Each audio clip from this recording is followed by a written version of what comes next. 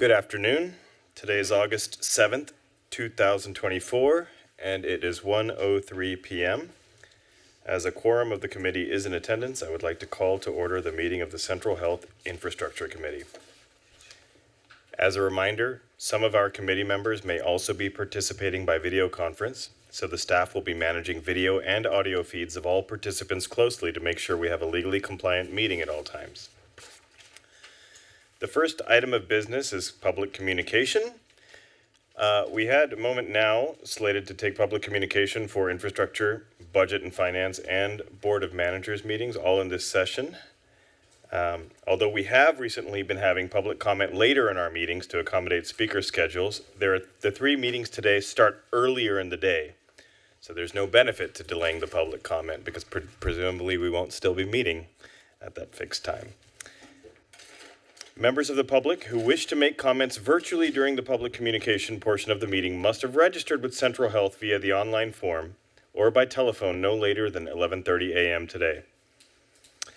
My understanding is that we don't have anybody registered to make comments for the Infrastructure, Budget and Finance Committee or Board of Managers meetings. So we'll proceed to the committee agenda. Item 1, review and approve the minutes of the April 10th, 2024 Infrastructure Committee meeting.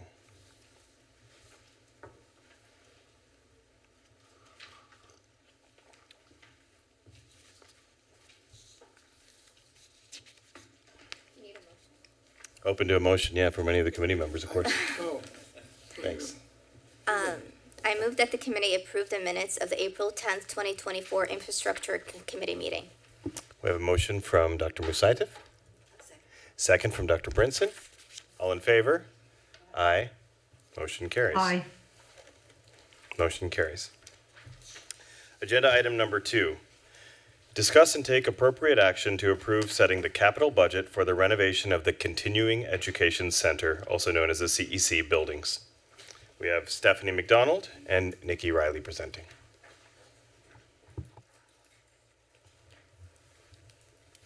Hi, I'm Nikki Riley, Deputy CFO. I'm just here to Keep me honest. Yes, it's hard to do. I'm kidding. I'm just here to reiterate that we have put $11 million into the capital budget for fiscal year 25 for the CEC project. And if we could advance to the first slide, please. I think we might have posted Continuing Education Center. I think it's called the Ascension Clinical Education Center, but this raises a really significant issue for us as we take back this property in October of this coming year, this fall, this new fiscal year. What should we call it? And this is something that we've just started surfacing with the staff, and then, of course, if you have any suggestions or ideas how we approach this. This is not our only site where we are going to have to think very carefully about what we want to call it. But we are in the planning, we are doing planning right now, and we didn't want to miss this opportunity with the budget approval this summer to make sure we had appropriate funds to put clinical services as well as administrative function into the site once we assume the property in the fiscal year. And I want to let you know that there is a lot of planning happening in the background. The reason why this is a photograph is we do have some cardboard, kind of big size cardboard diagrams that we are using to help us with the planning.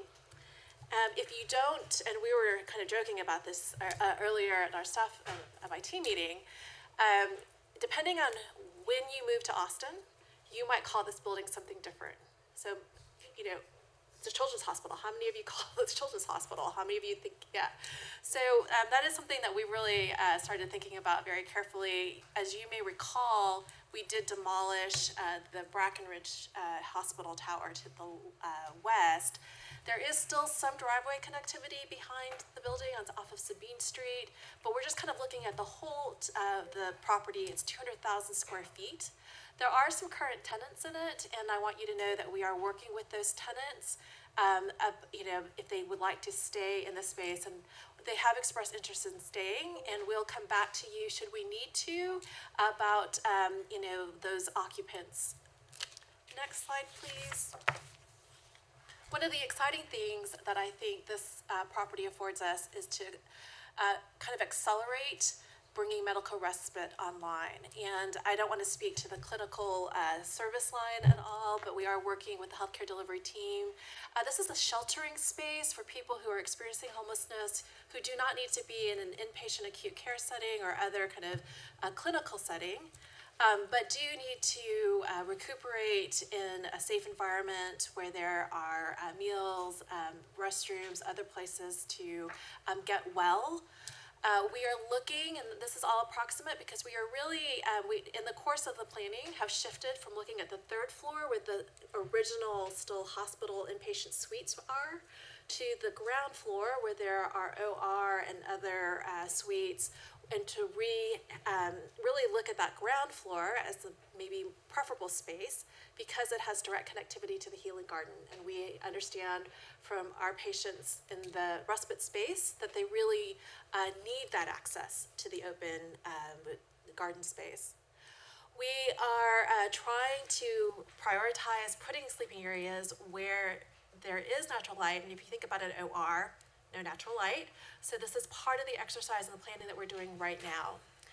We are also having to think about the whole person and their whole stay with us, and that may be really getting out of our our traditional zones, game rooms, other lounge spaces, activities, maybe computer resources, and what does that look like?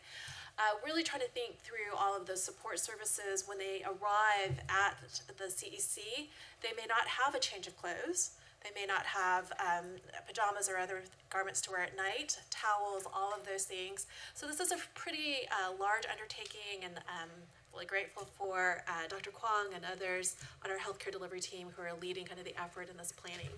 But that is the reason why we really like to accelerate and get these funds allocated for this phase one project in the next fiscal year's budget. So if you'll just go to the next, that's just a diagram. We're still, like I said, working through a lot of the planning. But this is one of my team did a diagram of the existing ground floor. And then now we're marking it up still and trying to figure out, what makes sense where, and really trying to do a light touch where we can on the overall construction or the renovation needs in the building.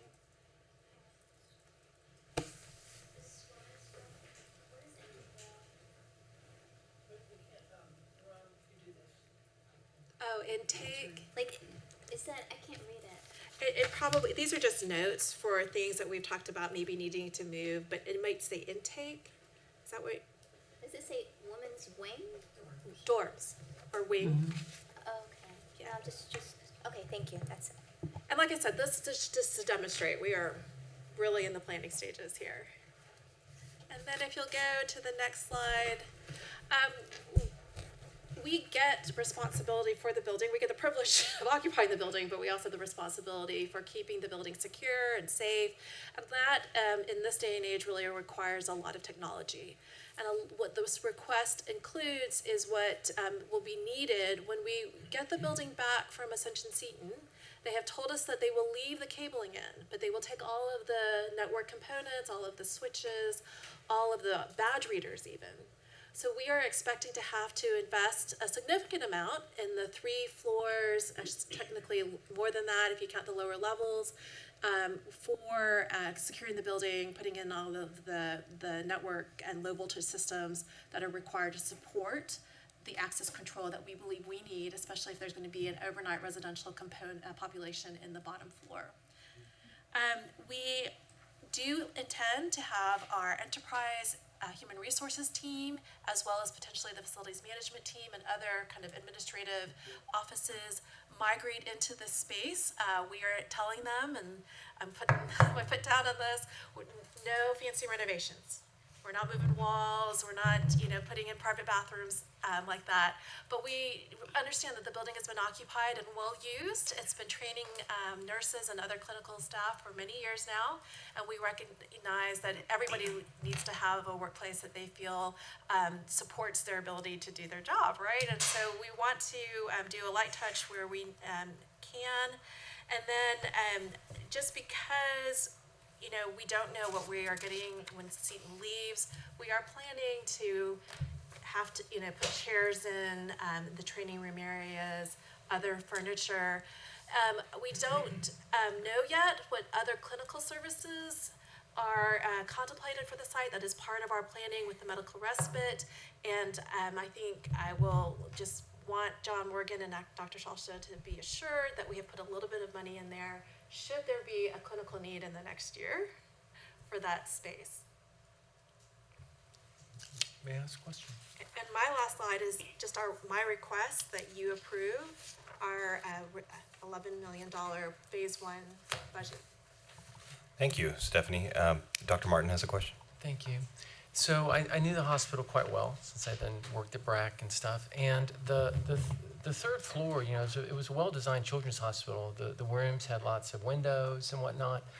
I'm thinking that, moving all that downstairs to access the garden, it could be a lot of money. I mean, I haven't seen the layout in a long time, but I think that it was laid out in a way that was very child-oriented, so lots of window space and whatnot. So I just would ask that that be looked at in terms of the cost differential, sort of having the patients up there. And then, I haven't walked the property in forever, but, and also I imagine, in respite, we're going to have quite a bit of medical needs there. Wound care and stuff like that they're discharged from the hospital with their infected foot, they still have wound care. We're going to have, so I would imagine that does have to be planned for, certainly in those areas. I do not want to get ahead of everybody else or over my skis here and out of my lane. I do think there's some regulatory requirements where the residential component needs to be segregated from clinical services, and so we're looking at that very carefully, making sure that we're in compliance. Also, I understand we did really look at the third floor, and there are a lot of merits to that, but it is my understanding and Dr. Kwong's recommendation that this be more of an open congregate living situation and not a segregated private kind of room. And I think I see Dr. Shalsha coming up, so here he comes. Come scoot on over. We have a lot of restrooms on that top floor, and only maybe we don't know, but we think at least a third of them were never upgraded. So they'd have to come out anyway. Right. So at that point, doing individual restroom kind of remodel versus putting in what we hope we can do, which is a prefab bathroom, shower situation that meets ADA accessibility. That's the other thing is it. So what are y'all imagining for the third floor? We haven't. We're still imagining it. Great questions and great points. Good afternoon, managers. The folks in respite spend the majority of their time out of their room, and so the windows would potentially be utilized at night. Looking at that first floor, it really allows for more daily activities and it's a more practical utilization of the spot. And I think Stephanie spoke to, the fact that we're trying to build out the environment kind of as is. One of the lessons that we have learned is that if we actually take folks who have been living in communal areas and we close them off in independent rooms, they don't tend to do well. So it's actually that there would be, areas of 4. Let's say that folks would be, kind of cohabitating together. So it's not that we're building out rooms, it's just areas where they have privacy. There is a beautiful clinic on the third floor, which I think has 5 exam rooms and has a very large open area. And one of the considerations is that we actually use that for almost like a complex care clinic, where wound care can be provided, where we can bring in potentially social services, and they can sit in kind of a common bay. Exactly what we, in collaboration with CUC, have developed for the complex care clinic, which sits on South First Street, because those are potentially the services that we would be able to provide to the respite patients, as they are on site. And there would be potentially fewer patients going upstairs to the clinic, and they would have to be escorted upstairs. Then if they sit on the third floor and they're always in and out, is it elevator? How do we make that work? And I think that's part of what Audrey had really, Audrey and the operational team had really considered. And logistically, it seemed really challenging. If they reside on the third floor and are always transitioning outside. Is there any natural light on the first floor? Is that just operating rooms and ICU? Believe it or not, the ICU rooms have light. They're a little bit subgrade, but there is light coming in. Then you also have that connectivity to the main hallway, right? Okay, thank you. Thank you. Chair Kitchen. Come on. I wanted to follow up on the question about the congregate versus non-congregate, just to make sure I'm understanding. So on the first floor, the thinking is that they would be congregate. Can you describe what you mean by that? Or is it?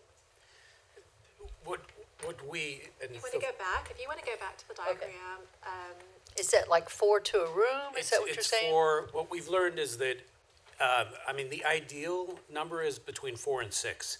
That if you put 10 people in a room and there's any kind of infection that then transitions, it's a large amount of people, that you have to transition to another living environment. Uh-huh. So 4 to 6 is the ideal kind of bunking or pod or area. 4 if we can, 6, if we need to extend it. And most of the time it would be, privacy walls would be, 3/4 height. So that there is kind of a sense of openness and communal living. Well, the reason I ask that is, and of course, respite may be a different kind of environment that's needed, is that the move for shelter is to move away from congregate because of the need for privacy, and that people do better when they have their own space. So, but you're thinking in when you say based on experience, which experience are you thinking? Is it our experience in other areas or the literature, or what are y'all thinking? So both great question. And, our thought process is that it's a stepwise approach.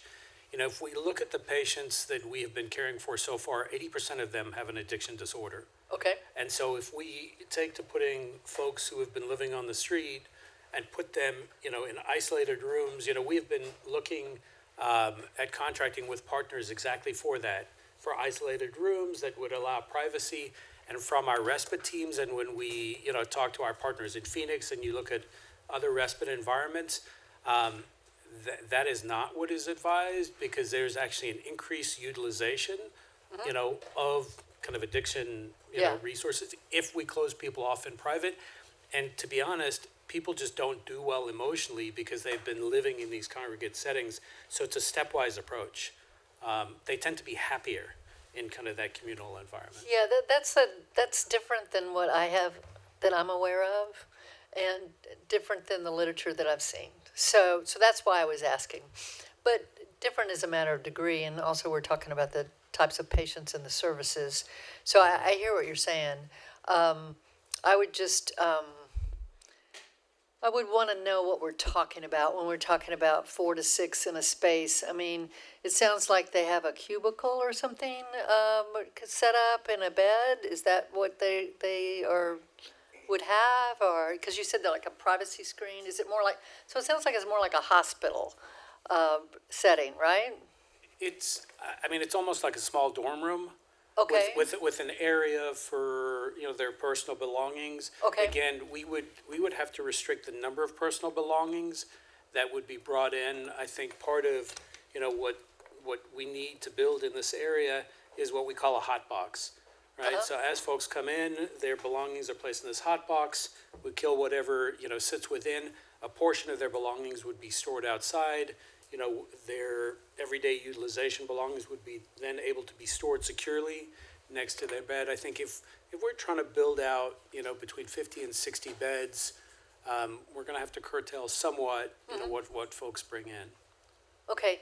All right. Well, I would just ask that, well, this is not our permanent medical respite facility. I would just ask for, I'm sure y'all will be learning more. And this is, you currently have, 3 or 4 different places, something like that? Correct. And you probably have, there's probably different types of environments, right? So ranging from, congregate to like a nursing home individual room, or what do we have right now? I think for all of our living environments, we have at least 2 people in a room, Okay. 2 kind of halls of you Yeah. know, 15 people in a room. Okay. All right, well, I'm sure y'all will continue to learn from that. I'm not sure when we get to building out a new facility, I'd like to give it some more thought. We spent some time in Phoenix with Circle the City, and Circle the City is now building their third respite environment. They've built two 50-bed respite environments, and now building a 100-bed respite environment. This was actually part of the advice that they offered to us in their learnings. They said 10 is too much, 1 is too few, that individuals do best in groups of 4, 4 to 6. And so it's, you know, there are examples in Boston, here, and then Seattle that utilize similar environments. Okay, well, that's great to understand. I would love at some point to see their findings and their reports to that effect, just so I can learn more about that. Chair, I have another question or two, but I don't know if you want to take others Sure, first. Dr. Musaitis, did your Okay, question? you come back to me. Yeah, I'll come right back around. I didn't know if her question might piggyback off of yours. Okay. It's just a quick follow-up on a suggestion, maybe doing your internal research, getting some feedback qualitatively from the patient that utilize the service might be helpful. My question to you, is there any other occupants in that facility? Right now, no. They Okay. would be the residential component. Then we would have, and this is why we have to make sure we've got all of the building security right and the access controls in place. We would have central health staff and enterprise staff in the building doing training. We would have offices. And then I think in time, potentially other clinical services. Okay, that was it. And there's a garage, right? That There they is can, a parking garage. okay, because I'm looking at it here, so just want to make sure. Okay, perfect, thank you. And we'll go to Manager Valdez and then back around to Chair Kitchen. Stephanie and Dr. Shasha, as we're building this for, do we have an idea as to what temporary is? Waiting for the Cameron facility to get built out, what? Yes, I do. I would like to, we've been talking, Jeff, you know, what kind of investment can we make and what life, but we've been saying about 5 years, not to say, we hope Cameron will be open much sooner, so. Okay, and as we do that, and we're considering reorganizing the spaces that our staff is gonna be utilizing over the next few years, are we ever gonna get insight into what that plan is? So we can have an idea as to what we're talking about, the timelines, and what's gonna be considered, we're gonna do this here, that there, this here, that there, or are we going to have, you know, when we bought the Hancock building, we were told that's where central health staff was all gonna go. Now it looks like they're being split out and there's another use for that facility, not what was originally explained to us. And so, you know, I just like to know what we're planning on doing now, midterm, long-term, and the costs for that, and the use for that, the efficiency for doing it a certain way, just to make sure that we're not duplicating costs when we don't need to be. Absolutely. I will bring back, I think a long time ago, in Manager Jones's committee, I brought a calculation of how many people we're projecting, what the square feet needs were, what we had in our existing inventory, what we thought we would have in the future. I think that entering into the practice of medicine did change things, and yes, we need to really think about what that future looks like. I think the nice thing about the CEC, and part of the reason why it's been easy to say, okay, we'll try to make this work. Right now, we do have teams that are in different locations. So the HR team, for example, is in 3 different locations. This will bring those into one place, and I can't beat the rent in a building that we own. Thank you, and I do support that for a respite site. Thank you, Manager Valdez. Chair Kitchen? Oh, wait, I Oh. think he was first. Manager Jones? Thank you. First of all, I want to compliment you on the job you all did with the Rosewood remodel. You are to be commended on that, so I want to acknowledge that. Second question, I think Manager Valadez sort of addressed that, is that sort of that timeline of where we're going to be in 5 years or 10 years in terms of all of these facilities Where are that's we gonna coming be? online. Many more facilities. so that we can have a picture of the long-term plan. And just one quick question. So this is going to be, will this be an interim arrangement for respite until the Cameron Road? And our plans for this after Cameron is up and operating? I think, yes, we want to get it going, and I think we have an opportunity with a relatively light touch to get medical respite services under the Central Health practice of medicine going, right? I do think we need to do a lot of planning. Cameron is a lot of space, and I think there is so much in terms of, and this is where I need to pass off the baton here, what other services need to be included that we are not necessarily thinking about for CEC, right? That we are thinking long-term for Cameron. So I think this allows us an opportunity to learn while we also provide, access to respite. So exactly what Chair Kitchen was speaking to. I mean, even with, reading and looking at the evidence and touring other facilities, I mean, we're going to learn, more from having 60 beds ourselves and, figure out what we should do within Cameron. Cameron is also going to allow us to provide some of those collaborative care opportunities, PT, OT, addiction disorder care. I mean, think about that entire environment potentially as a campus. We've talked about the fact that there are, two main reasons why people don't enter respite. One is there's no place to store their belongings, and number two is they have a pet. So, we've spoken to, Texas A&M University about, is there opportunity to collaborate? Do we, have a little vet clinic and a kennel? I mean, I think all things are possible, but really catering to what our patients' needs are is what Cameron offers us the potential to do, connecting to social services. I mean, that campus really could be everything that our patients needed to be, and do we still use CEC for respite? Potentially, depending on what other plans, are in place and how quickly we can move on that. So I think there are a lot of options we have on the table. If I could just build on Charles' comments. Another way we're going to learn is to begin to understand the continuum of care. If we do a really good job in helping our patients after their respite stay, then fewer may cycle back into that place. And so what is the true demand if we remove the rate of folks recurring and cycling through those environments? And so part will depend on how good a job we're able to do downstream of respite. It may be that we need hundreds of respite beds, or it may be that we need fewer than we thought because we're able to actually help people advance in their journey and get out to those second, third, fourth islands of care into a supportive or long-term housing arrangement. I think also the number of beds we have is critically important. I think we shared with you all before that, we have such few beds that we've got to cycle folks out sooner than potentially they're connected to all of their social services. So we average 37 days right now.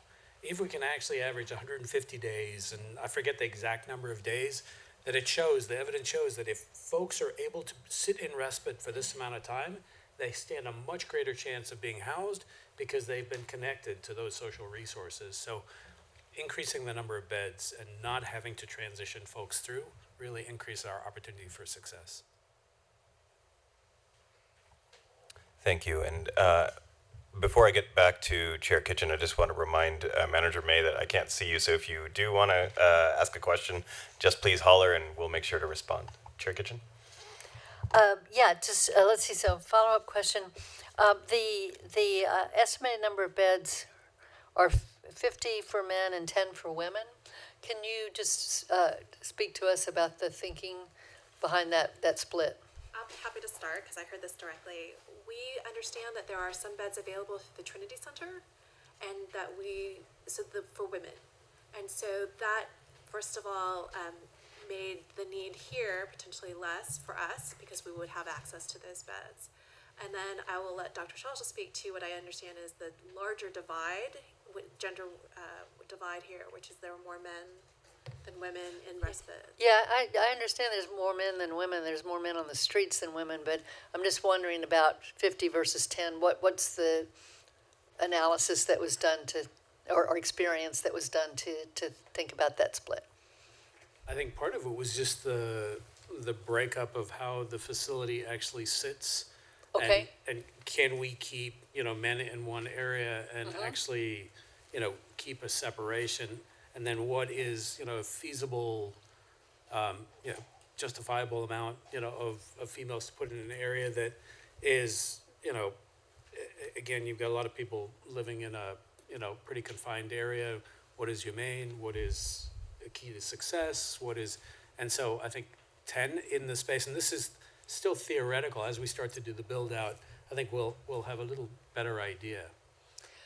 Okay, do you know what the split is now in terms of our service? Yes, we can get that for you because that's how we came up with some of the numbers. We knew we had, what the current population looks like roughly on average, and then they said, the space can only accommodate so many people, right? And so there is a ratio there that they used, but taking into the account that there were additional beds available through the Trinity Center to us. So how many beds are available at the Trinity Center, and are we going to be using the Trinity Center for It's respite? my understanding that yes, that we are. We will continue to have access to the same, sites that we utilize now. So yes, we should be able to continue to use that. And I think right now, in one of the centers that we're utilizing for respite, there is a woman's wing, and it is pretty small. So we've got a very small cohort of folks there, and I think it's between 2 and 5 at any one time. And the rest of our respite beds really are men. Okay, I fear that 10, obviously you'll have to figure out the proportion, and so I just fear that 10 out of 60 is not sufficient for women, for the number of women on the streets that may need respite service. So, and I know it's a difficult issue, because of the space and how you do that. But I'd like some more understanding about what our options might be and how much flexibility we might have, because I'd hate to get to a point where we have to turn the women away because we don't have the space. So, because of the way we've configured the space. So, and that just seems like and I'd like to go back. Y'all have shared this information with us before. I'm just not remembering it. I've seen the information about the number of patients we've had through respite and with gender breakdowns and stuff, and I'm just not remembering. So if you could send that would be helpful. So, okay. Thank you, Chair. Manager Valdez? And this discussion is causing me to think about how is that going to play into the expansion into services for the diversion center, the people that are in the jail. What if there are some that need to be put in respite with that? Have we thought about how they're going to coordinate the provision of services there with us? People being released, people being sick. The potential for having people in respite that have multiple issues, including mental health issues. And so are those facilities or the space going to be secure enough for them to be in? Let's say we have some with psychotic breaks, or I don't know, I have no idea. But there could be a world of needs that this population is going to need to access services for. And so I just want to make sure that we're covered. So that everybody's in a safe environment and they're being treated the way they need to be. That's all. Sounds like there are a number of considerations that that the committee and the board want to ensure are considered. And with that said, our goal here is to move in support of the $11 million budget. And so if we have that support, we don't have any more questions or considerations we want to make sure that the staff are thinking about, then I'd love to entertain a motion to support the budget item. So moved. Okay, Manager May. Manager May moves. Should we, David, would you prefer we read it out, or are we good? Okay. And do we have a second? Chair Kitchen seconds, and all in favor? Aye. Is that something we can move? Well, Technically not. let's just do it in the committee. It's okay. So anyway, all in favor? Aye. Aye. Any opposed? Okay, the motion carries. Thank you so much. Thank you all so much. Item number 3 is to confirm the next infrastructure committee meeting date, time, and location. Our next Chairman Wani, apologies for interruption. Manager Jones wished to abstain from that vote. Oh, and, I'm sorry, he is a Manager committee Jones. member. I wasn't aware I was on the committee. Yes. You're not. You're not on the committee. This is a relatively new committee, and I remember we made some assignments, but I don't know if they were permanent or what. Yeah, they were permanent and you're on it, You're on I it. believe. So I am on that committee, Yes. okay. We have, so do you prefer we recall the vote? No, it's Okay. fine. It just, Just- if just you're to fine note- with it, just reflect Manager Jones. Just a note, reflecting that Manager Jones abstained. Mr. Chairman, I have a question. Given that I'm one of your newer managers on the team here, am I a member of this committee? Because I made the motion, so I don't know the option. I didn't believe Manager May is a member of the committee. No, making a motion is fine. Voting on it is different. Okay. That's Robert's rules stuff. Okay, so you're okay to have made the arcane. motion, and I don't believe you're on the committee. Am I correct? Yeah, and so we're okay for the purposes of what has happened in this meeting. Okay. Maybe you could read out who's on the committee, just, Yes, and I absolutely. apologize, I didn't have that memorized. Chairman Wani, obviously, Manager Jones, Manager Martin, and Manager Musaitif. Okay. Manager Musaitif was the last member. Oh, sorry, yes, Jones, Martin. And he's the chair, obviously, Manager Martin.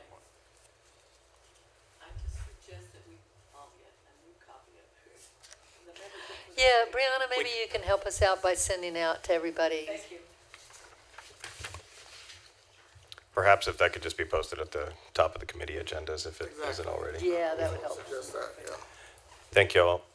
So we'll move on to item number 3, which is to confirm our next infrastructure committee meeting time, date, and location. Our next Central Health Infrastructure Committee is tentatively scheduled for Wednesday, October 16th, 2024 at 1 p.m. here at the Central Health Headquarters, 1111 East Cesar Chavez, Austin, Texas, 78702. I'm ready to accept a motion for adjournment. From committee member Manager Jones. Second, from committee member Dr. Martin. All in favor? Aye. Do we have ayes all around? Yeah? Yeah? Okay, great. So that one passes unanimously. Thanks. Okay. I think we'll move on. Good afternoon, everyone. Today is August 7th, 2024, and it is 1:41 p.m. As a quorum of the committee is in attendance, I would like to call to order the meeting of the Central Health Budget and Finance Committee. As a reminder, some of our committee members may be also participating by video conference, so the staff will be managing video and audio feeds of all participants closely to make sure we have a legally compliant meeting at all times. Do we have anyone registered to speak? Anyone signed up afterwards? No. Okay, perfect, thank you. We will proceed to the Budget and Finance Committee agenda. Item 1, approve the minutes of the July 24th, 2024 Budget and Finance Committee meeting. Lisa May, manager here. I'd like to make a correction to your minutes. Yes, please, which one? Thank you. Yes, the minutes from the Finance Committee meeting that we're getting ready to approve, they show me in some pages, in the first part of the minutes, they show me as absent, but then in following, as you follow the meeting, then it has me as approving some of the motions that we made. So we just need to clean it up and make sure that I'm shown as present throughout Thank you. the meeting. David, do you have some Yes, ma'am. comment? Apologies. The way we do minutes, we track every vote and the presence of a member for every vote.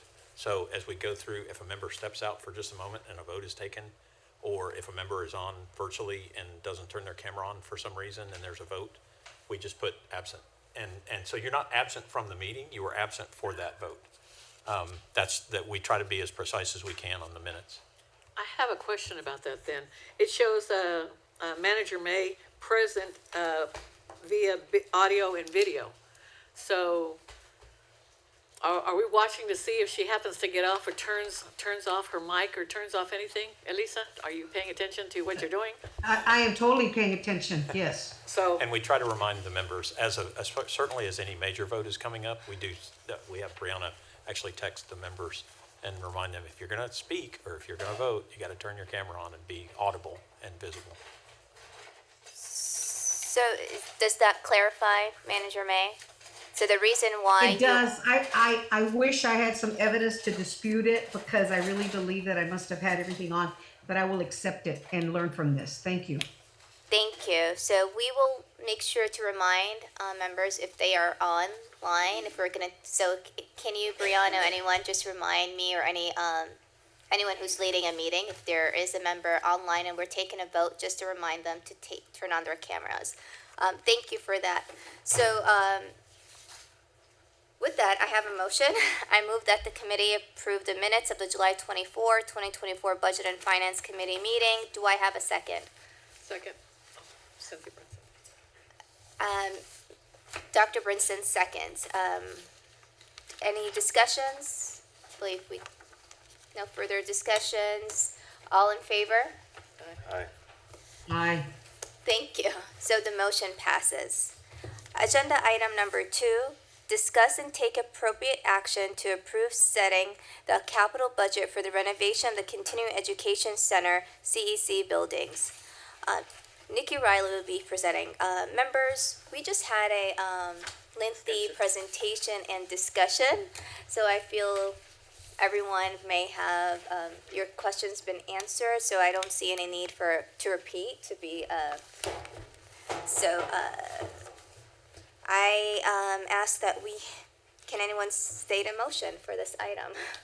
I move that the committee recommend that the board approve the capital budget for the renovation of the Continuing Education Center, or CEC, as recommended by staff. Thank you. Do I have a second? Dr. Brinson seconds. Yes? I'm sorry to be such a massive interrupter today. Because the question came up in the last meeting, I just want to point out to all the members, when you are here for Budget and Finance, you're automatically a member of Budget and Finance. That's right. It says that in the bylaws, so you can all vote, and you can all make motions, obviously. Thank you for that. So we have a motion on the table and a second. Do we have any discussion on this item? Any further questions or any clarifications? I have one question. Yes. It's perhaps silly. Dr. Martin? Since we'll be feeding people, is there a budget for building out the kitchen and all that kind of stuff? We are still evaluating all of that. Okay. Wait, come up here.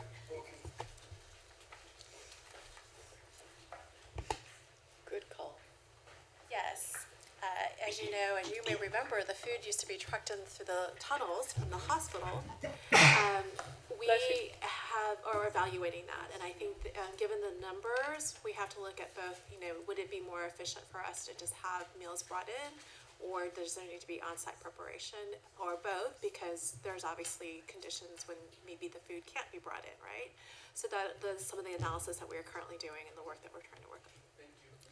Thank you for that. And once you have an update, it'll be if you can share it with us. Thank you. So we have any questions? No? Okay. No discussions. All in favor? Manager May? So the motion passes unanimously. Thank you all. Thank you, Nick. Appreciate it. Now moving on to agenda item number 3, receive and discuss a presentation on the proposed Central Health fiscal year 2025 tax rate and budget. Jeff Knodel and John Morgan will be presenting.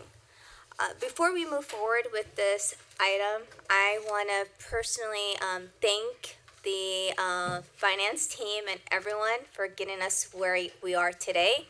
Thank you, Jeff, and to your team for such an incredible budget that really takes into account the community's needs, board's recommendations, and ensuring that we are providing equitable health for those who need and expanding health services in a manner that everyone deserves. So thank you for that. And I know it has not, still, we're toward the tail end, but thank you personally for everything you have done. Thank you, but I'm just the one that's sitting up here. It's all a team. Yes, for effort your team, for all their hard organizationally, work.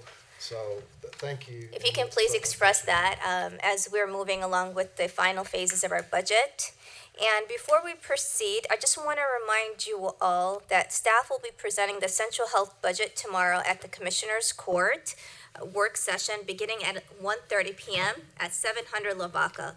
We have been told there is a plan that we will be there first, that they'll take our item first. So 1:30 is the time if you plan to attend. And we also extend our deep appreciation to our commissioners for their support, their ongoing support for our community.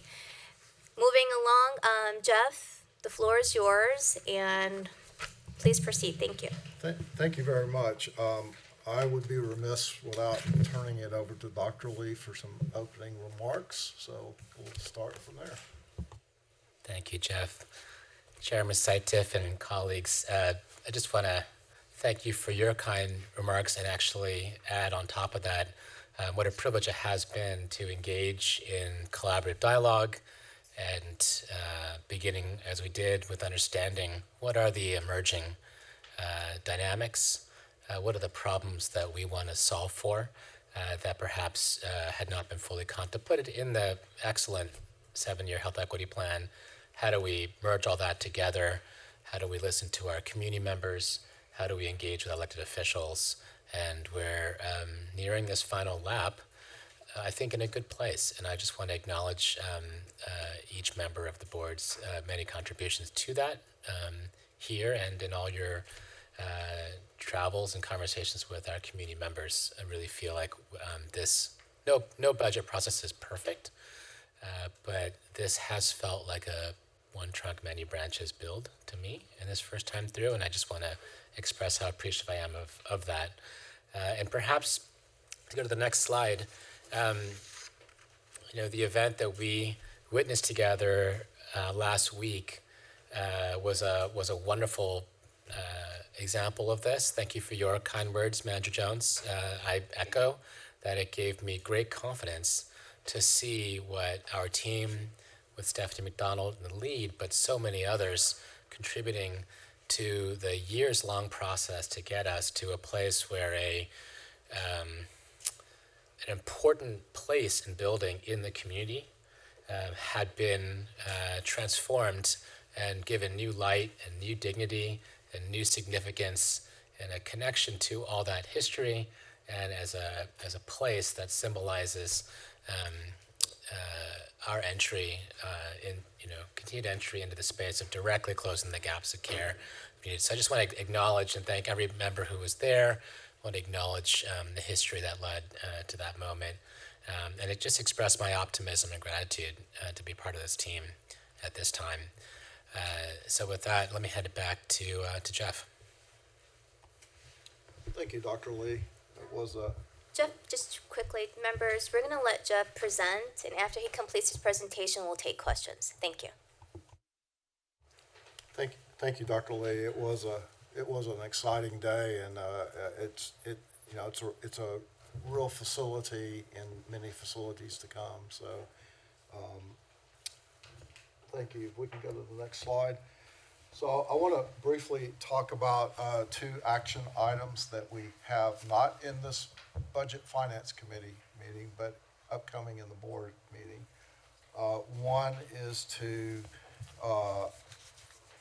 approve the proposed tax rate that will go in the public notice. And some of you may remember that occasionally we have a roll call vote. So this will be a roll call vote, and it's simply setting the proposed rate that goes in the notice. So I just want to make it clear that it does not inhibit the tax rate to change through the process. It simply a vote to publish notice. And then secondly, we'll go to the next slide. The additional request would be setting the public hearing on the tax rate. And so that would be the other action item. That is not a roll call vote, I think, and we have it scheduled for next week on the 14th, and again, we'll go over that detail when we get to that item at the board meeting, but just wanted to give everyone a heads up that we were gonna request action in the subsequent meeting. So next slide, a couple highlights. Again, we have received our certified tax roll. Our tax rate is set at at 6.5% above the no new revenue rate. We did get notice that TCAD was experiencing a higher percentage of reduced property values through their appeal process. There's been a little reorganization in how they do that. And the thinking was as a result, because of the way the economics worked it this year as it relates to property values, that there might be a slightly higher tax payment on the average homestead, the residential class, that than in previous years. We're also, and you'll see, or we've presented some information, we are significantly increasing the amount of employees and expenditures. And most of those expenditures, as we progress on the implementation of our health equity plan, these are ongoing expenses. So they're expenses that, as we add employees, as we add services, they're not one time. And we'll talk a little bit about the difference in that in a couple of minutes. And then again, we talked about the opening of Rosewood Zaragoza as a new facility, but also just keeping in mind that we have Del Valle hopefully soon to open. And then, of course, you just took action on the Continuing Education Center building. For fiscal year '24, we have made an estimate of our contingency, our ending balance, and we expect that balance to be a little higher than we anticipated. And so one of the things that you'll see in our fiscal year 2025 budget is cash funding our capital projects to complete our capital project build out through 2028 on known projects. What you'll see in the fiscal year 2025 budget is a transfer of $50 million. And then in 2026, we're planning on an additional $15 million cash transfer. So it would be in total $65 million. And just based on the current economic conditions, in consulting with our financial advisor, there will be significant savings to the taxpayers over, over a long period of time. For example, if we issued $65 million worth of debt over 20 years, the interest cost currently would be well over $40 million. So we think that's a good investment on related to those funds. And then the last thing on this slide is just the contingency reserve balance. As we have in our current proposed budget, will decrease, excuse me, by a little bit over $98 million in fiscal year 2025. Next slide. So I want to talk a little bit about our reserve strategy and talk a little differently, rather than here's a balance, and talk a little bit more of just the thinking of how we look at our reserves. So we look at reserves as a savings.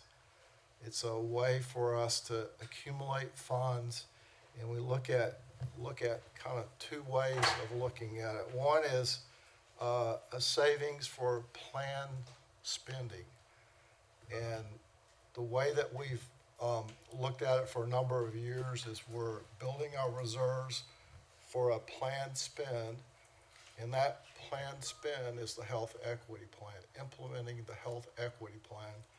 And part of the engagement for the health equity plan was engaging a implementation plan with a third party and making sure it's financially sustainable. And so that's the plan that we have over the next 7 years. And that's the spend down of our savings or our reserves that you see that we've presented a number of times. Secondly, I mentioned that there were funds that we were going to use in our capital projects, the $65 million. That's also part of the savings plan. Those are one-time funds, and so when those funds are transferred to our capital projects, they're not ongoing expenses like the expenses as we build out our service delivery plan, as we implement our healthcare equity plan. These are expenses that occur year over year. In the course of building what our savings plan, at some point there's a dividing line on what's the savings for a spending plan and what's the savings for unplanned or emergencies. And that's where we set our target based on the type of entity we are, the sizing, a number of risk elements, our bond rating, a lot of different elements. We have set a target range of 120 to 150 days. And we feel like financially that's appropriate for an organization like Central Health, and it's appropriate from a risk profile perspective. And so for us to meet our savings plan for these unplanned events, we have set one of the structures that we've set is an emergency reserve. And the emergency reserve is set at 15% of expenditures. And so as you think through converting that to days of reserves on hand, think of that as 55 days. And so you see in this chart, you see the targeted days of reserve on hand, and that you see, within that target range, that it consists of both the emergency reserve, which is the orange area, and then a portion of the blue area, or a portion of our contingency reserves. And so I just wanted to offer a little bit different perspective on how we look at reserves, how we set them, and certainly talk a little bit about some of the longer term look that we have related to reserves. Next slide. So as part of looking at reserves, one of the things that we want to look at is what if scenarios. And for a number of years, we've had a long-term, long-range plan of looking at setting our tax rate in order to build the reserves that we needed to deliver the services to our community. And we've had a practice of setting a tax rate, a constant tax rate over the period, and looking at constant tax rates. And that's actually a best practice from a government finance, from a finance perspective, is not to have a lot of volatility in your tax rate, not to plan for volatility unless you have to for unexpected reasons. And so we've looked at a steady increase over the years. And as we look at different scenarios, we have 3 additional scenarios, and we're now converting over, and I know it gets a little confusing when we start talking about days of reserves on hand, and then we talk about reserve balances. But we're talking on this chart about reserve balances. And so you see on this chart our fiscal year 23 actual reserve balance, and then as I mentioned, we're estimating for 24 to have higher than than what we anticipated reserve balances in '24. And then you see the gradual decline in our reserve balances as we implement our healthcare equity plan.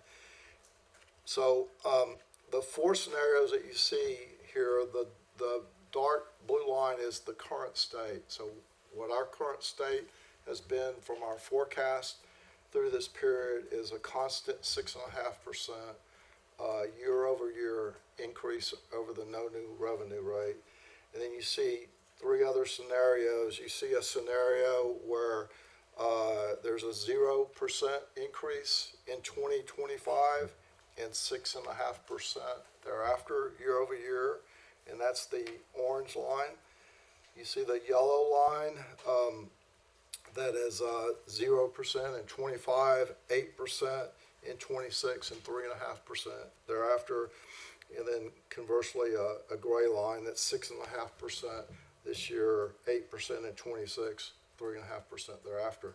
The last two scenarios are really, as we look at any potential legislative action that, you know, has occurred with other government entities where there is a 3.5% cap, and if that were to occur, what would that look like? I think the takeaway from this for me is, and you'll see in an upcoming slide, that Central Health's predominant revenue source is property taxes, and that we want to stay the course as it relates to our property taxes, because it's almost 90% of our revenue, and this is one of the highest risk points that we have organizationally, is having some sort of event or unanticipated event happen on our tax rate that may force us to make changes in our healthcare equity plan. And you see the result of those other three scenarios. There's really only one other scenario where we're slightly above zero. We're slightly above depleting our reserves. The other two scenarios you'll see by the year 2030 or 2029 that those reserves are depleted. So that's a really important aspect as we think through long-term planning related to Central Health. Jeff, may I build on this just before we change slides? I want to first compliment you and the team, Jeff. I know you've been working through multiple iterations to try and present a visual that allows us to graphically understand the reserve strategy, and I actually feel like, especially the slide that comes before, it's just a really good slide. It really helps us understand. And then just to my round number math, in the current state, a day of operations is approximately $1 million a day, approximately. As we go into the out years, it will increase. So you can imagine that 150 million line on this graph is sort of today, and that line kind of rises a little bit over it if you want to see the relevant 150 day kind of safe flying altitude. So there's two different altitude thresholds here that you see in these slides. One is the recommended altitude, so that is unplanned events occur, and they will occur. We just don't know which ones. We have the ability to keep our patients safe. And the second is the hard deck. You know, in no scenario must we allow ourselves to even come within, you know, any reasonable arm's length of that hard deck. Below zero is bad, really bad, right? So just wanted to you know, as folks challenged on this, the question that we should be asking is not how fast can you get down to the hard deck? The question should be, how are you going to prevent losing altitude at this rate so that we can sustain and continue to provide the services for our community? And so I just want to compliment again on that visual, and, you know, make sure we're clear on those two different levels here. 150 days of operations is really the floor that we ought to be aiming for. My question is, yes, that's terrifying. And I actually I'm not envisioning, these don't appear to be leveling off. They all appear to continue this downward trend, including the blue line. And so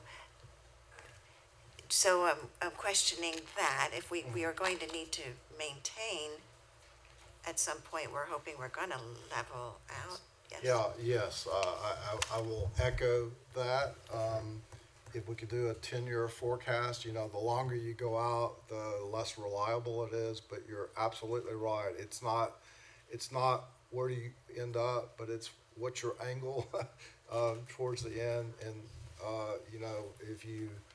if you ask what are some of the things that keep me up at night, it's the spend, but it's then how quickly are we spending and how are we leveling off? And that's actually the concern about the other three scenarios. You see, in the next couple of years, most of the lines are fairly the same, and then all of a sudden, come about 2027, the angles change on those lines. So, yes, that entirely correct, and that's something that we'll certainly, we monitor this every year. We bring back, we true up actual amounts, and then we do an estimate, and we'll certainly keep, this is a long-range planning tool for us, but that's one of the things that we'll certainly keep in mind as we look at this. Okay, well, now, I'm gonna be up at night because of this, so I'm wondering. No, that's only for me. So what can you tell us some of the ideas you might have on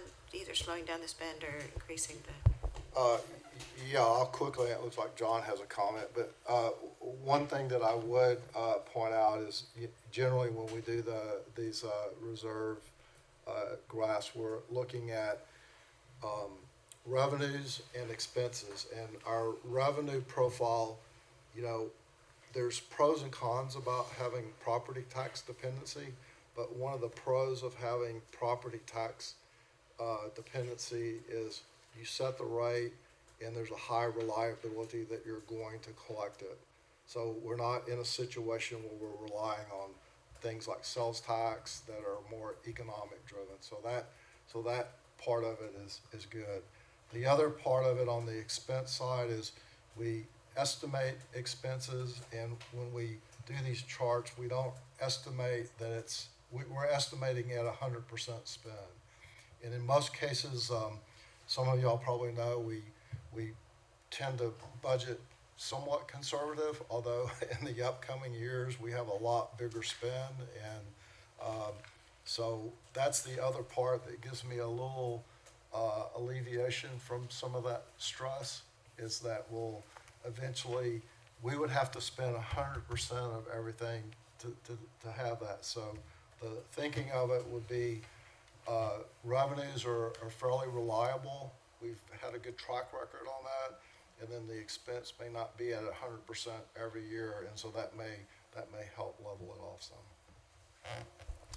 Chair, I can wait if you want, but I Yeah, had a let him- follow-up to this. Do you want me to wait, or? Can you just let him finish the presentation unless you feel it's urgent? then No, it's you- not urgent. It'll just bring him back to this page, that's all. Okay, you can ask that if it brings it back to Yeah, where we're it's at. specific. So, just a very quick follow-up. So do we have a line for 10 years out, 15 years out, 20 years out? We can always develop something like that. Well, do you? But I don't have, not like. And do you advise against it just because it's so far out? Yeah, it really is, and at some point, there's a lot of unknowns in this, right? Yeah. So I don't, what our emphasis was is we have a 7-year, we have a 6-year health equity plan spend now is really the focus in that area, but anything beyond that, it's really just more guessing. It's just Okay. less reliable. Maybe I can just mention part of the conclusion here is that in 2030, tax revenue should not be our only source of revenue. And when we think about our sister hospital districts, there is patient service revenue, Medicaid, Medicare, some commercial. For many of them, there is a philanthropic revenue stream, and there may be others, but we should begin to think ahead into the out years, and we should be diversifying the revenue base to support the mission of caring for our patients for now and the long term. So we want to please challenge us to make sure we are leveling off this descent. But it's to give us all knowledge that unless we change the underlying, and we're making commitments today that will keep the snowball rolling down and the FTs increasing and these costs. Yeah. We're committing to these costs in the out years as we make these decisions this year. So it is important that we diversify revenue streams. Maybe, Chair, maybe a longer conversation as part of the strategic planning process or something might be appropriate for 10, 15 years out. I mean, I hear what you're saying, but I have some questions about that and rather talk about it now. Yeah, I Maybe think- we talk about it later. Let's do that. And Just Okay. also being mindful of the time, so we're behind schedule. Thank you. Okay, good conversation, thank you. Next slide. So this next slide is really just our comparison of other Texas hospital districts, both the tax rate and the proportionate share of hospital tax against all the overlapping taxing jurisdictions in those counties. And so there's really nothing different than what you've seen in the past, which is our tax rate is lower than the others, and proportionally we're a lower percentage of overlapping tax. And I guess the other part of it that I would add, and this isn't new either, is just looking at some of the other districts and the investment that the communities have in those districts is multiples higher than what Central Health has. And again, one of the differences between Central Health and the other districts is our tax rate is capped at 25 cents and the other districts are capped at 75 cents. So, next slide. So, as I mentioned, we've received our certified tax roll.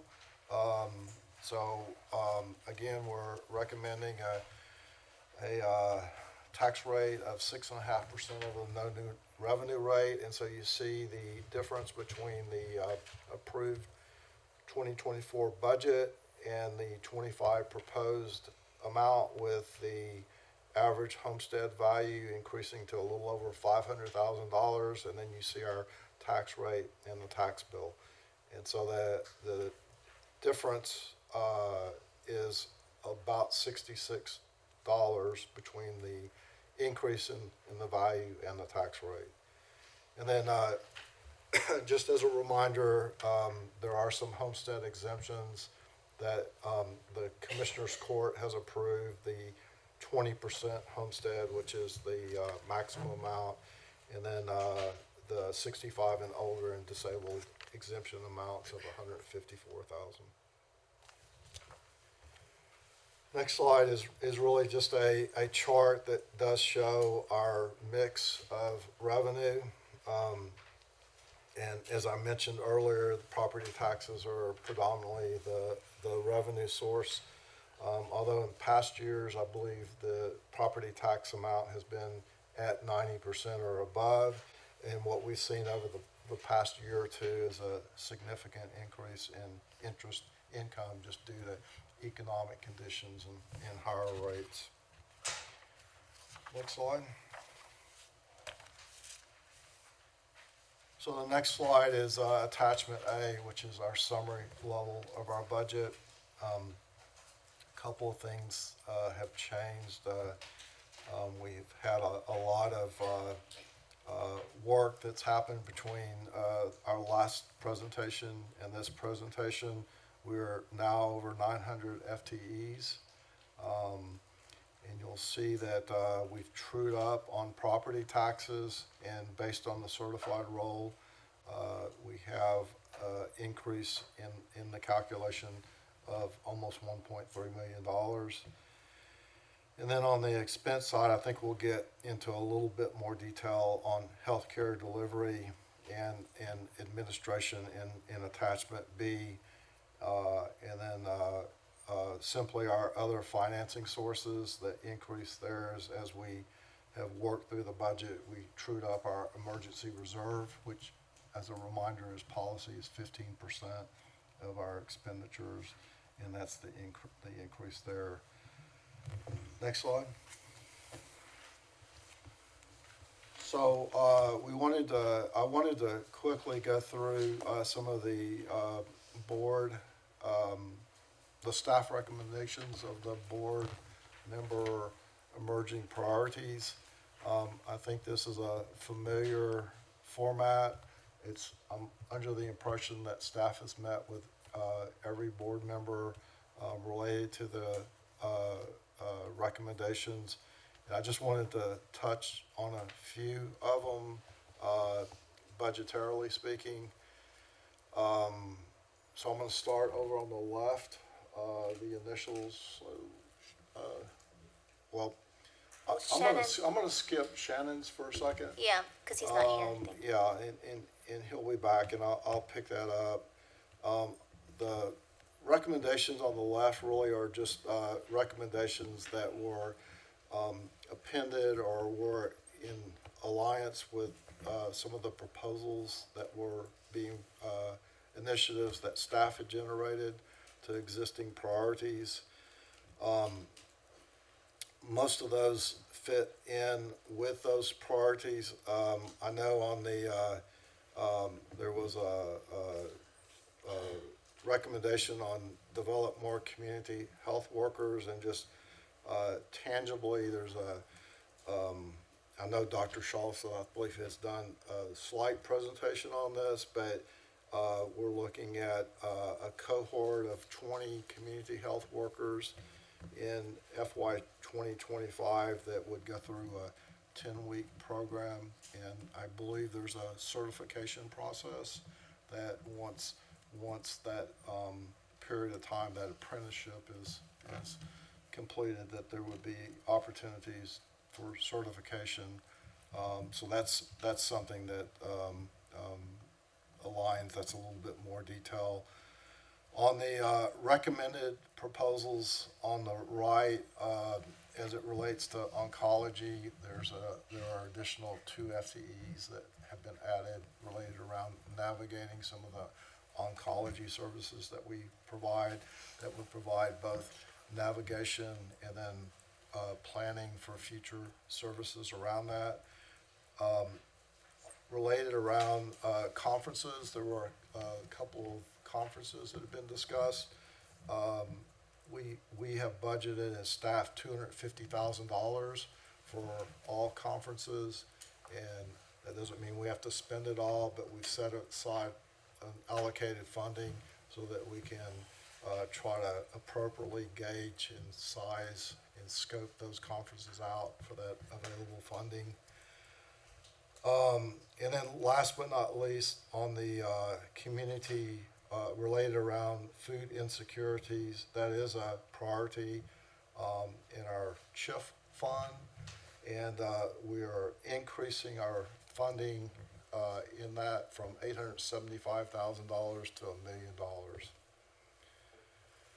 And I might pick the when committee member Jones returns, I may go back to that, if that's okay, on the Black Men's Health Clinic. He had a request, and I just wanted to circle back that we had actually done that. So I'm going to turn it over to John and let him go through some slides. Thank you, Jeff. So as we talk about the tax rate, the reserves, the budget, we like to try to come back around and put that in the context of what we're doing to deliver care to patients and really meet our obligations to our patients and community. When we talk about the reserves, to me, there's an emphasis on that earlier slide that we largely have one opportunity to apply those dollars to execute on our health equity plan. And so part of that charge that also keeps me up at night is that even though we're trying to move as quickly as possible to stand up services, it's also critical that we do so efficiently with sustainability in mind. Very little of what we are standing up in terms of services are one-time expenses. They're usually ongoing expenses that build on each other every year as we add additional capacity. So you'll see some of that in these slides. And in prior meetings, we've gone into a lot of detail, I think, on the clinical services initiatives.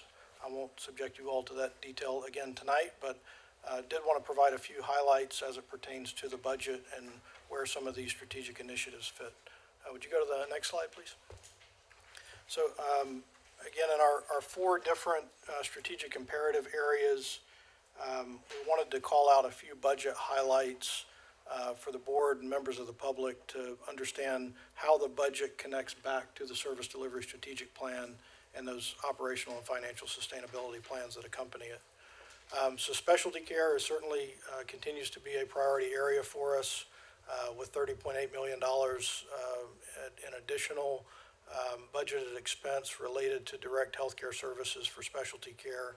This is continuing to grow the specialties that we started on this year, as well as adding additional specialties that will be new in FY25 in the Central Health Clinical environment. The Rosewood Zaragoza site gives us a great opportunity as we continue to scale up services in that site to provide somewhere in the neighborhood of 30,000 individual encounters a year of additional access for our patients.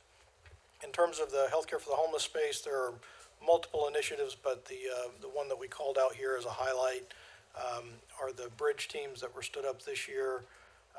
The bridge clinic-based team is operational now at Capitol Plaza, and moving into FY25 is where we supplement with the additional team that will be field-based, so a mobile team that will alternate the clinic and mobile teams between those two environments. Access to mental health services continues to be an area where we need to build additional access and even additional care models that don't exist today or adequately meet the needs of our patients, working very closely with partners like Community Care and certainly Integral Care on what those things look like.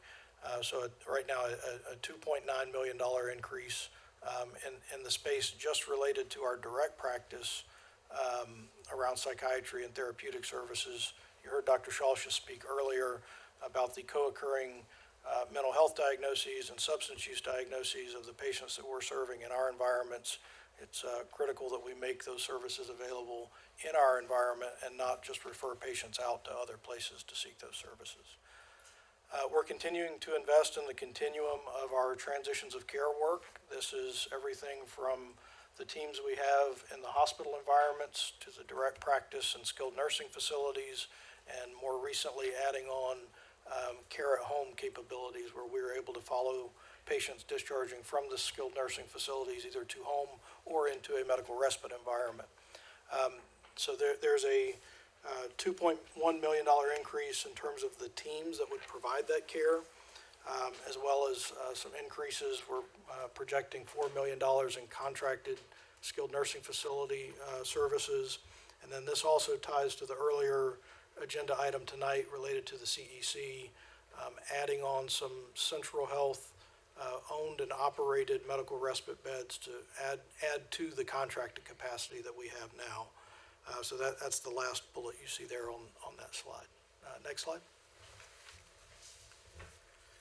In terms of access and capacity for substance use treatment and addiction medicine services, we're continuing to invest in that space as well. This includes the MAT program that was established with Community Care and is now a very robust opioid treatment program, really available throughout the community care system, although we're continuing to add access with a goal of getting to very reliable same and next day access to that service.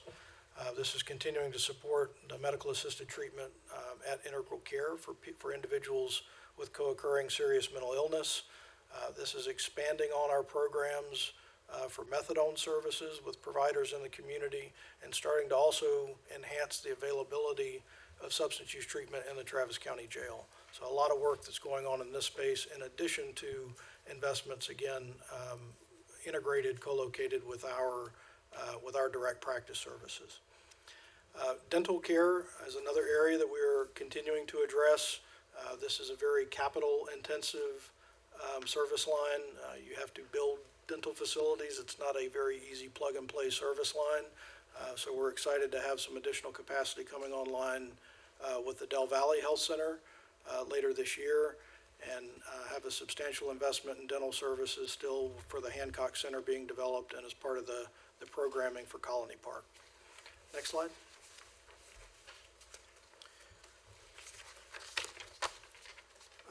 In terms of care coordination, so as we're scaling our clinical services, we have to also scale those support services that help our patients navigate the system. So continuing to invest in patient scheduling and trying to address any kind of long wait times or hold times or abandonment rates from a call center perspective is going to be a focus for this coming year.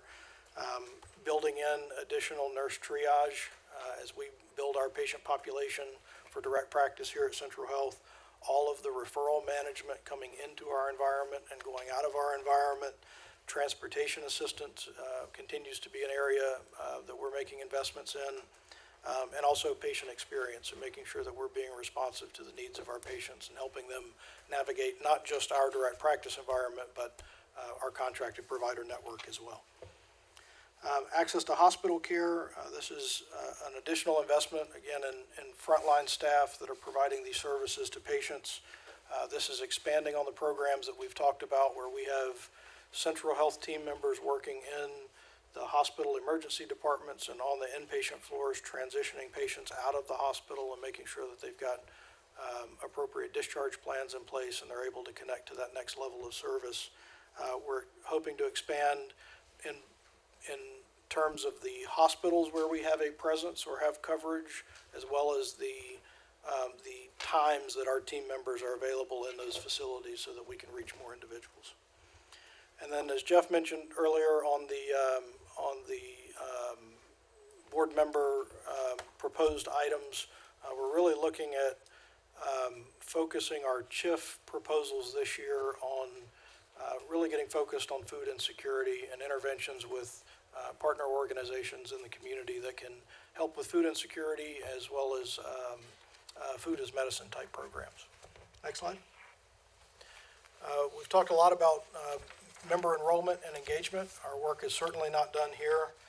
I think I've shared in prior meetings that we're very pleased that both MAP and MAP Basic enrollment are at all-time highs.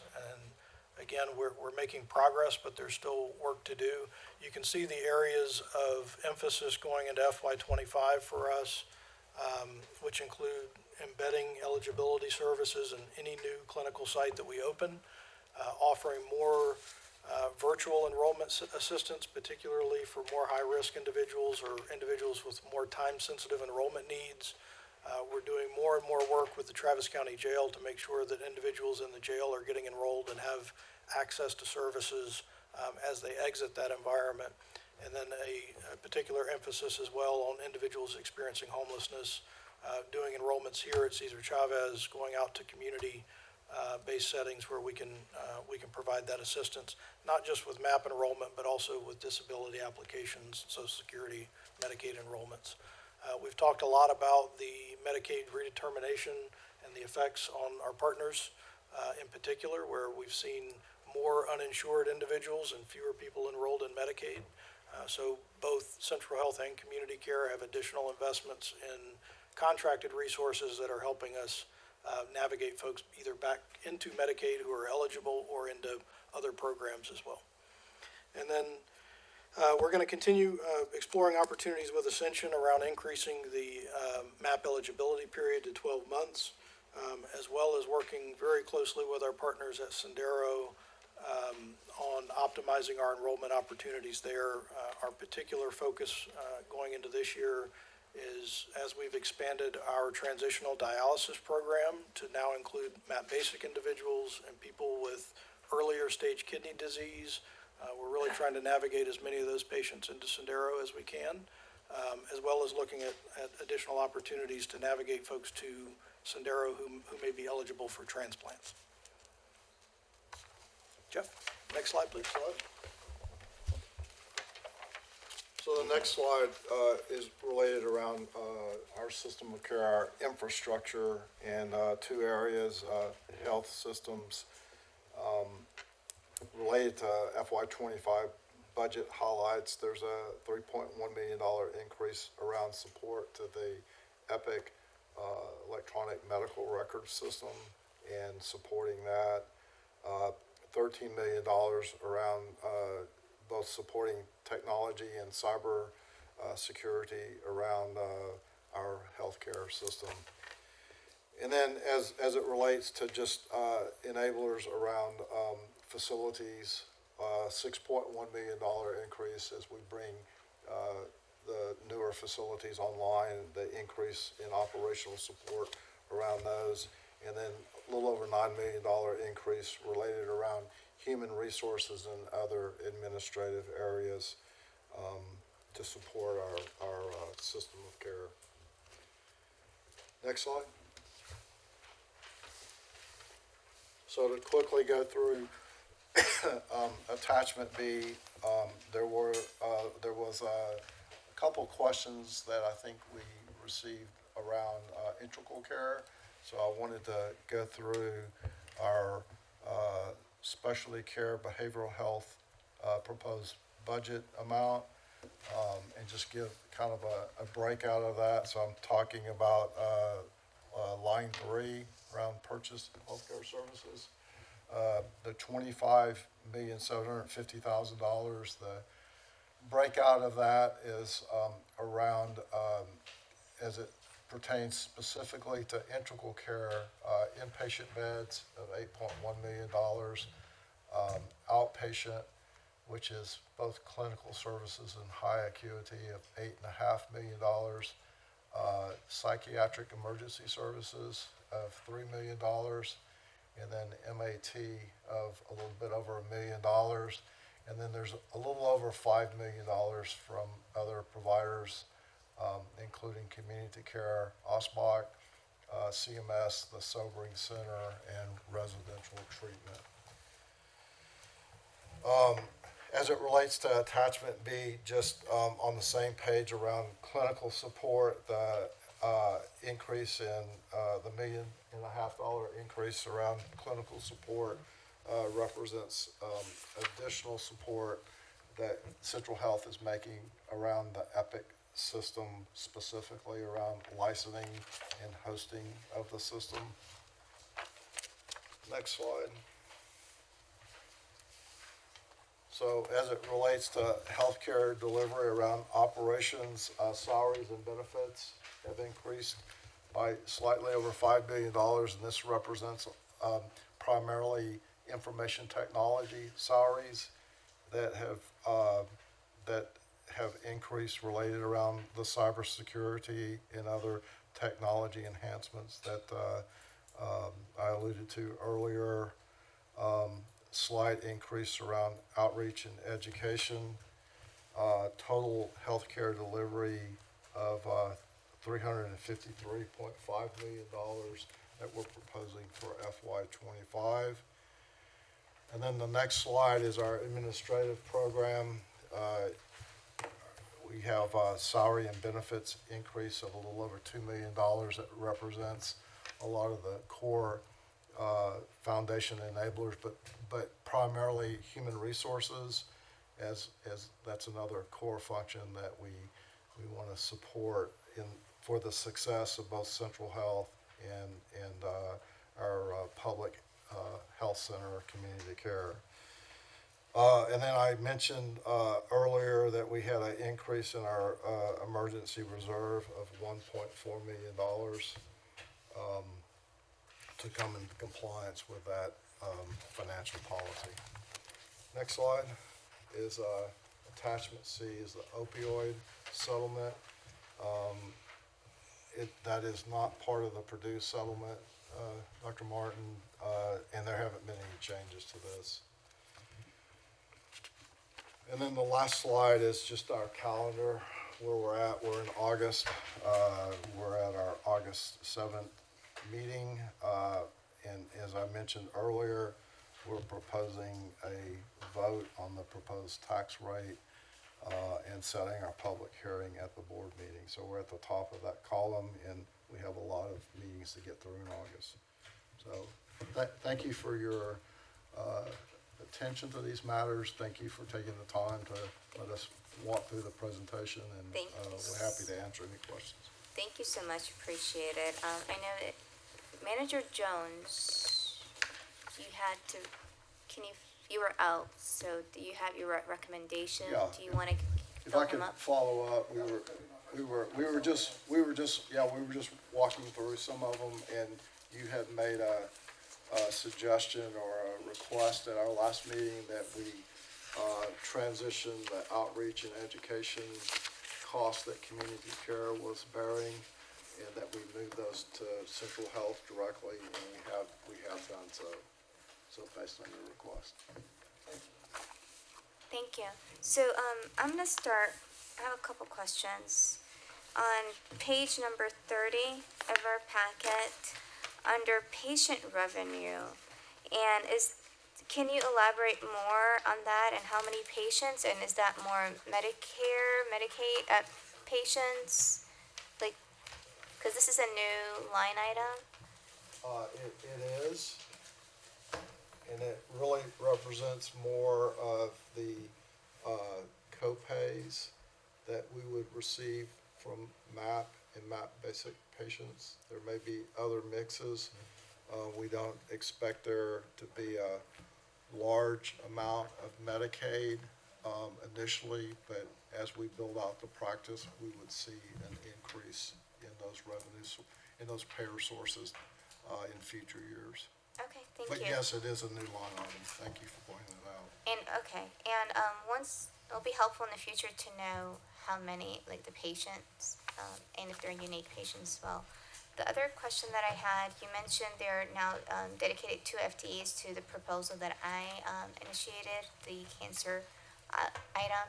So those 2 FTEs are dedicated to care coordination and referrals for patients, 100%, or how does it work? If you can just, So we've put the 2 positions into the budget, even though we don't have concrete plans exactly for what that's going to look like, but that's the intent, is that the program that gets developed around cancer care navigation and education, that we would have at least 2 dedicated positions that are able to help resource that in the first year.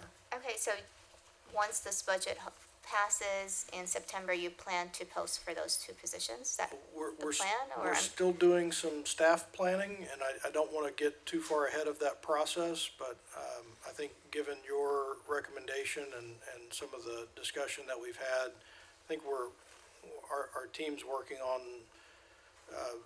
really trying to understand where we should get started. There are so many different aspects of cancer care navigation that, we could launch into. At risk of slightly getting ahead of our team, there are a lot of Understood. opportunities to align that effort with some of the joint efforts that we've talked about here previously with Community Care and Sendero around improving colorectal cancer screening. So this really helps us as a potential opportunity, could help us build out that continuum. So we're not just navigating patients in the screening process, but we're navigating them through treatment into survivorship and helping with education as well. So that's not necessarily what we're moving forward with. That's one of the proposals that I think the team is really thinking through. And then, in future years, we could then apply that same concept or system to another cancer. We could focus on breast We cancer. will, we can also discuss this further offline. Thank you, appreciate it. Those are 2 positions that we have just to work with to get started. Thank you, appreciate it. I am gonna open the floor to members. I'm gonna go with Manager May first, because she's online. If you have any questions to the budget, and then I'm gonna go to every single board member if they have any input or questions. No, I don't have any questions. I will just make one comment. And it'll have to come with time, but I do look forward to an opportunity for us to see how we can grow our revenue stream. Okay, thank you. Thank you, Manager May. Dr. Martin? Thank you. I have a very simple question. What is the net effect on our revenue if we're operating a hospital in terms of pulling down federal funds, et cetera? Do y'all have any idea? I think that's Can I ask a question if we legal? I just wanna get legal. It's hypothetical.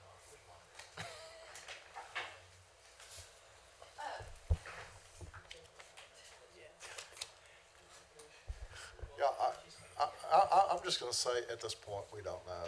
Okay. Thank you for that. Do you have any further questions? Dr. Martin? Manager Valdez? I have a few, but I'm gonna start with a statement. Thank you.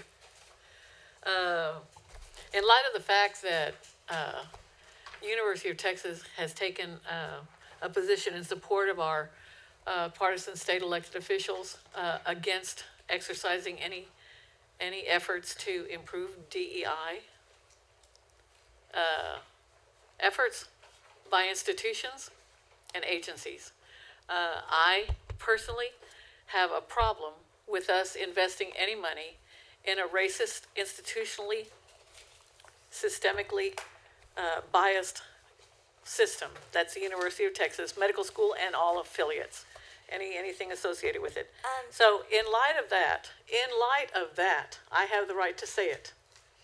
I would like to know, I have asked you Point before, of Jeff. order, just, I'm asking a question. I understand you're asking a question. Well, can I finish it? 1 second, please. I know regardless, I know we all hold some feelings and everything. Just be very respectful to whoever the partners am. I is, think- regardless if we agree or disagree I with agree, them. I agree. Thank I'm you. being as respectful as they have been to us in the minority communities in Texas.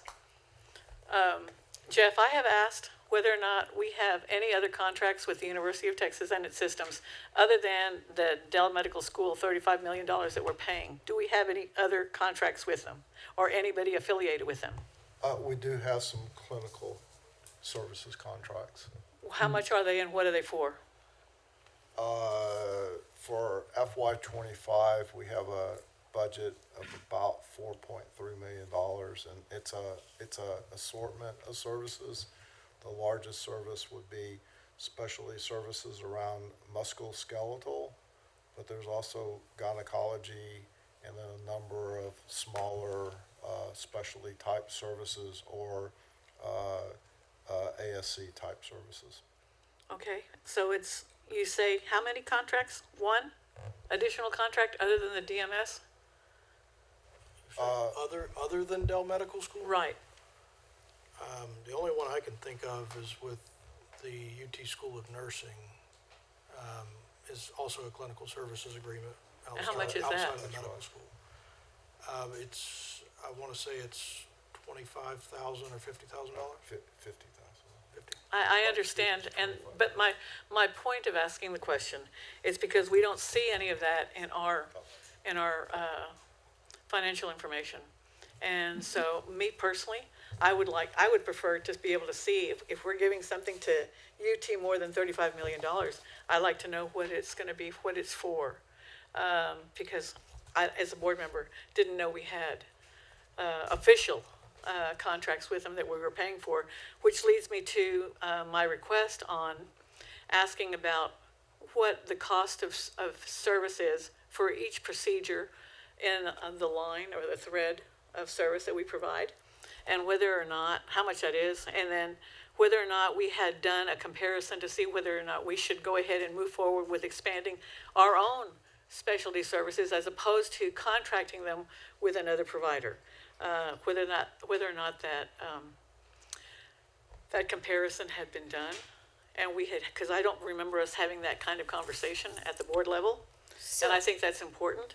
And then also with the, with respect to where's my, okay, did I put in the cost of care and for the procedure and service, the comparison with paying providers or building out our infrastructure or for disability, or I'm sorry, specialty services, the UT contracts, and also whether or not you can foresee any other future contracts that we may need to enter into that is above and beyond that 35 million that we're paying to UT for other things down the line as we look at implementation of any of those 150 projects or full implementation of the health equity plan. I'm gonna let John speak to that. I am going, and I did omit one agreement, which is the ground lease agreement that we have for the teaching hospital. Just wanted to make sure. And that's about what, $1 million? Yeah, I think it's about $1.4 million Yes. or so. And it's a long-term ground lease. How much more time do we have on it? 90 years? No, I don't think it's quite that. I'm not sure. I'll have to get back with you on that. Okay, thank you. It's a long-term ground lease. So. And Manager Valdez, And I'm sorry, my interest in that is knowing if we've got outside contracts and they're for extended periods of time. I'd like for us to, as a board, to know what contracts they are and for how long, and what are we getting out of it? Thank you. Go ahead, Jonathan. just as a reminder, Manager Valdez, we have a master services agreement with the Dell Medical School or with the University of Texas at Austin. That covers services that are provided for our patients in the UTHA environment. We are looking at, in this upcoming fiscal year, a few different areas to expand access for our patients to services that they provide, specifically looking at some pain management services, as well as psychiatry services, and some sexual and reproductive health services. So those are really the three areas that we're actively working up. There's also a master professional services agreement that I think we've talked about here on a few occasions. That's the agreement where we are co-recruiting with UT to staff the clinical services that are provided by Central Health. So different specialty physicians, as well as in our skilled nursing environment. We are continuing to co-recruit with UT around staffing the Rosewood Zaragoza Specialty Clinic. They help us with the physician recruitments in that space. That's another area that we're looking at working with them in psychiatry as well, as some opportunities that they can help us with recruiting psychiatrists to work in our clinical spaces. Also in our specialty care areas, we're adding rheumatology this year. That's another area that we would be working with Dell Medical School and the Department of Medicine to do some recruitments in that space. There may be others, but those are the ones that come to mind. Thank you, Jonathan. And as an aside to Chair Kitchen, I'd like for us to have it at some point in time, as soon as possible, an agenda item, so that we can have a conversation and talk about it as a board. Why we enter into contracts or continue to pay with people who are not philosophically aligned with our mission and what we need to provide to our indigent, uninsured and underinsured. Thank you. Chair Kitchen? Yeah, I'd like to ask Dr. Lee to think about, to me, the fundamental question that I'm hearing from you, Manager Valadez, is when we decide to, what you're asking is a sub of this, but the bigger question is, when do we decide to build versus when do we decide to buy? Right. And so I know that's a complicated calculus, and I know y'all have been involved in that. So I'm wondering if perhaps that might be appropriate conversation as part of our strategic plan, because as part of our strategic planning, we're looking into the future, and a major part of that is how we're building up. And so I think the question of when we decide to, hire, for example, and provide a service in-house, as opposed to when we decide to partner with an existing entity, and what are those policy types of criteria, which is one thing you're raising, but what are those policy types of criteria or financial types of criteria that make that decision? So, Dr. Lee and Jeff and Jonathan, do y'all feel like that would be an appropriate conversation for our retreat? I think it's a great suggestion, Chair Kitchen and Thank you. Manager Valdez.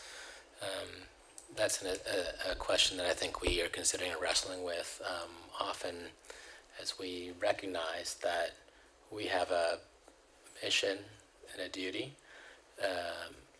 and we can't expect that everybody we partner with will have 100% exactly same the mission and duty, but can we ensure that then the access and the quality of care is what it should be? And if we can, then contracts make sense. I appreciate you understanding that. It's just, This has been thrown upon us by the legislature. We didn't have to deal with something like this before. And when I know over 60 people were fired and terminated as a result of a political action that was taken, and how that impacts our population and how it impacts the education of our population to be recruited and to graduate from a flagship university as possible doctors or nurses or social workers or whatever. And all those families lost their livelihood, the ones that were working in those various departments. It's very upsetting for me when I knew so many of them in light of the fact that we're talking about diversity, inclusion, or exclusion, and equity. So, Okay. thank you. Thank you for that. Thank you. Manager Motwani? Thank you, Chair. I really just have a comment, and it's that I wanted to echo the compliments that the finance organization and really the planning organization has received. It's really amazing to me. I mean, there's not one, I think, right way to run the finance organization or run the finances of an organization outside of course, adapting to the strategy and the needs of the organization through the lenses of best practices. And looking at this, the spend down and the reserve strategy overall, it's fascinating to me that for the first half of it, sort of this creeping up roller coaster, or the climb of the roller coaster, is the same organization, that same conservatively budgeting and planning organization that's going to be doing the spend down as well in a responsible way. And for that same organization to be charged with and successfully executing these two phases is fantastic to me. I'd also like to echo that I appreciate this visualization, sort of area chart. The only thing I might suggest is for public viewing particularly, that once we're under the targeted days of reserve on hand, the 120 to 150, that the colors change, like that completely. I mean, so, orange to red gradient perhaps below there, but to me, it's a best practice in a household to have 6 months of cash, of burn, and this is the safety net organization for every household in the county. And to think that, that's reasonable spending, to be spending below that level, before it gets to the sort of orange part is still inconceivable to me. I haven't worked at organizations that have less than 6 months of burn available, and it's implausible to me. And so I think that seeing that bright line as the taxpayer in me and sort of the concerned fiscal agent in me, would respond to that, I think, better. But I really appreciate the presentation and also the great care y'all have taken to consider all of the recommendations from each and every one of the board managers. Thanks. Thank you, Manager Motwani. I echo that, and I think as a role, the board and the executives have been trying to maintain sustainability of the services, and that's really what matters to us. We don't want any break of services, and that's why we're very mindful. We have business case reviews, so we take things into consideration, as we should always. Chair Kitchen, do you have any questions? Just a couple of questions. For clarification, that page 30, follow up on Chair Musaitov's question, the revenue, patient revenue line, the 300,000, is that, I want to check if I heard correctly, is that copays, and if it is copays, is that something new that we're doing in terms of copays? Not new. It's new for Central Health just as a result of us directly practicing medicine. There have long been established copay structures for MAP and MAP Basic, and we're applying those structures to this environment. Okay, so it's from a patient perspective, it's the same amount of copay for the same items? Yes. Okay, and then did I hear you say that some of this dollar amount might be from other coverage, like Medicaid? It will be. We are currently pursuing our Medicare enrollment and contracting, and Medicaid would follow that. as well as certain ACA products, likely Sendero, in our network so that we can continue to serve patients who have transitioned between coverage. So in the 300, is that a future activity or is that estimated in the 300,000? It would be part of the 300,000, but due to the timeline, not a lot of that third-party payer revenue is going to show up this fiscal year. Okay. I'd like to add that conversation to our strategic plan, our retreat, because I share the concern that everybody has about, growing our revenue. But I also think it's a departure for us, or maybe it was talked about previously and I just wasn't on the board at the time. But if we're going to start to see patients outside of our MAP patients, there's just a lot of things I would want to understand, which patients, which Medicaid, how many, how does that impact our other service, et cetera. There's just a lot of questions. We're happy to bring back the staff plans and recommendations around that. That's great. I would just like to have a conversation that could either be at the retreat or maybe it's another time. Okay?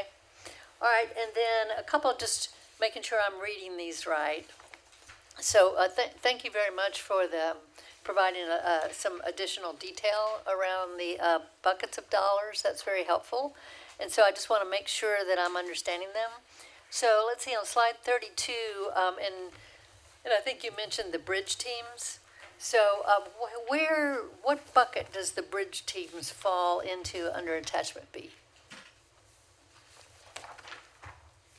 Is that under direct healthcare services? I'm guessing that that's where it would be, but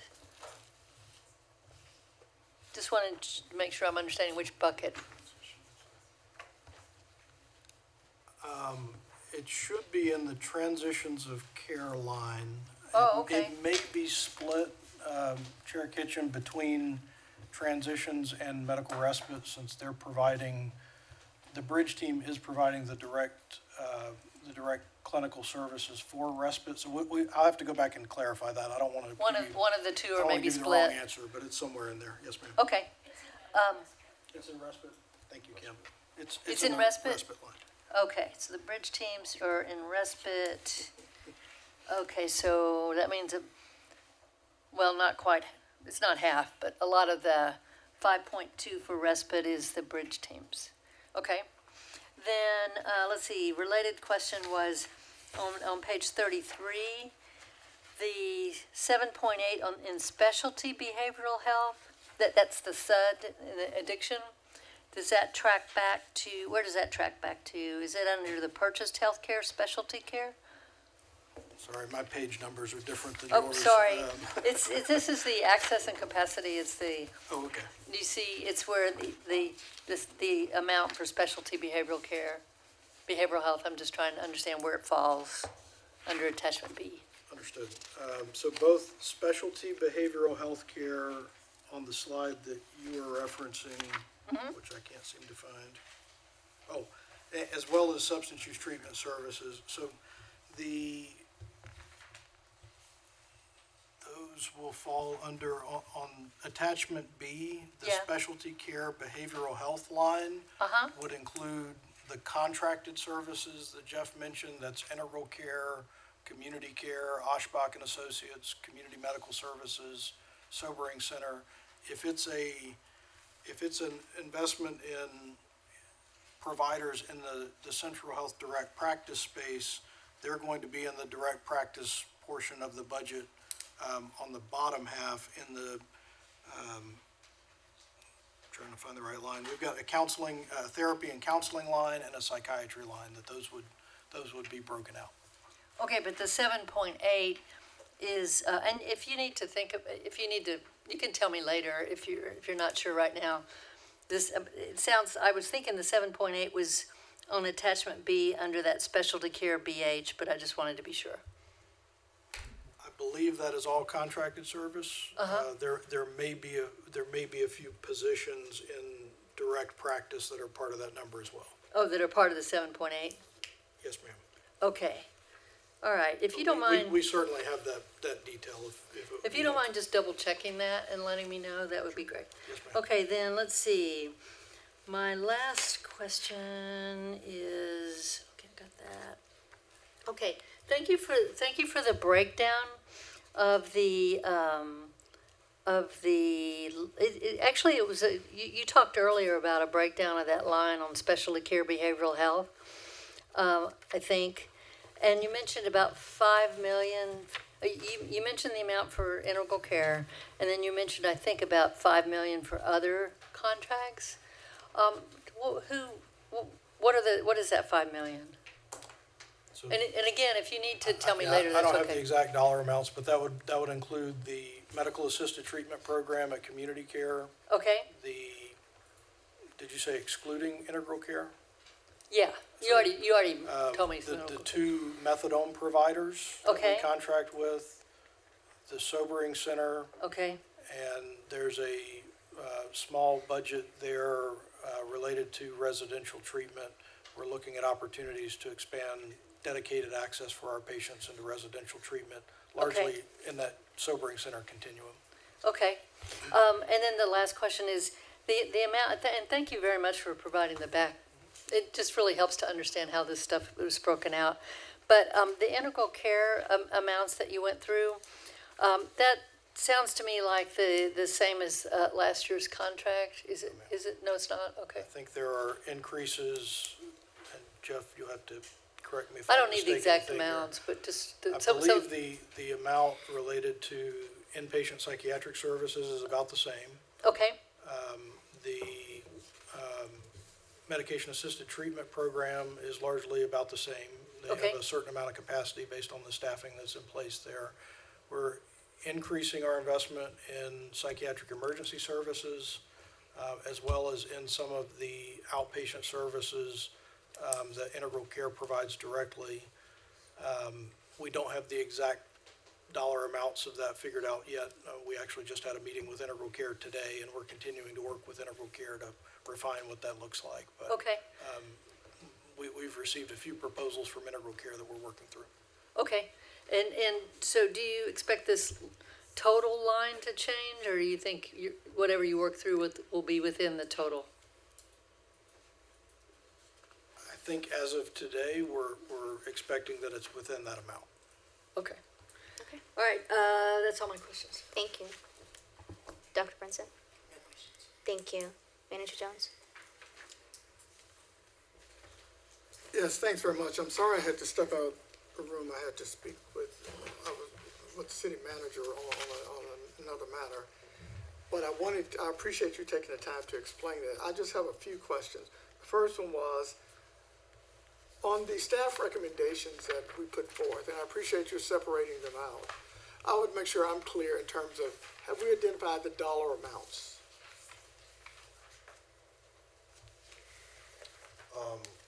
I thought the dollar amount for outreach and education, if I remember right, I may get them backwards. I think one of the amounts was 540,000, and then I think the services were 460,000. Okay. You know, we had $1 million Yeah. spend. I think that's right. Okay, I just want to make sure we're on the same page there, and that's my understanding too as well. And so just to be clear, that we're moving that education and outreach amount to Central Health. Right, for the purposes of us considering contracting that function out. Directly. Make sure we're clear on that. Yes. Okay. I guess my question, I'm not sure if we've discussed reserves. I'm thinking, have we considered looking at a certain percentage of reserves to be able to enhance some of our other services?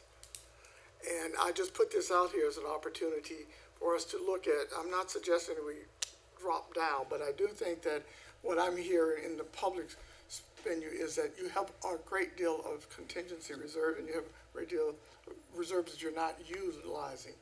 Can you utilize those for some of these types of outreach and service delivery model? And I don't know if we've had that discussion or if we're going to have that discussion, but I think that certainly the court might have that discussion. And so we just need to be mindful of that. The second question is, when I look at this chart here, that tells me two things. This is the chart that talks about comparing our tax rate to our competitive districts in the state. True, we're probably the only one without a hospital. But the reality is that we also are one of the, probably the wealthiest county in the state. And so the question of the ability to tax the burden of the citizens, should it not be more reflective of the wealth that's there to support the population that is part of that versus just some kind of formula to be able to identify that? And I don't think that's a question that we can answer right now, but I put it out there for a discussion because Travis County is becoming wealthier and wealthier. And yet our burden of financing is not, in my view, being consistent with that. And I'm not suggesting that it should fall on any one population, but we do know there's a parts of this county that basically could help further in the support of that. So that's something for discussion and for consideration as we as trustees or managers for those resources should consider. So we at our retreat, Madam Chair, I asked that we might consider that discussion. What would that look like if we were to do that, or to consider that for discussion? Okay, did you track that, Dr. Lee, in terms of what he's asking about? Does that make sense? I think so. Yeah, I think many of the topics we've discussed today probably connect in a thoughtful analysis of what are the revenue streams and what could or should they be, what is the overall view of the future state, what could it or should it be, how do we think about which parts of those are integrated, which parts are contracted, and why. So these, in my mind, are interconnected questions that our retreat is a really good venue, I think, to lift some of these up, if that makes sense. I just make the analogy from a public health perspective. The burden of disease, unfortunately, is bared greater by a population that is smaller, and it has a variety of things.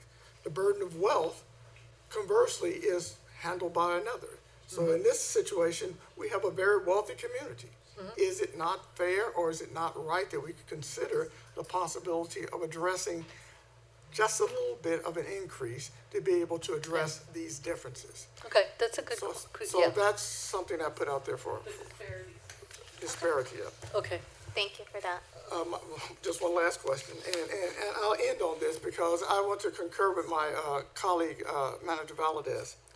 I'll be honest, I'll have a real problem voting to support a budget, to support a medical school in which that medical school has made a decision, in my view, that's contrary to what the voters which voted for the tax rate made.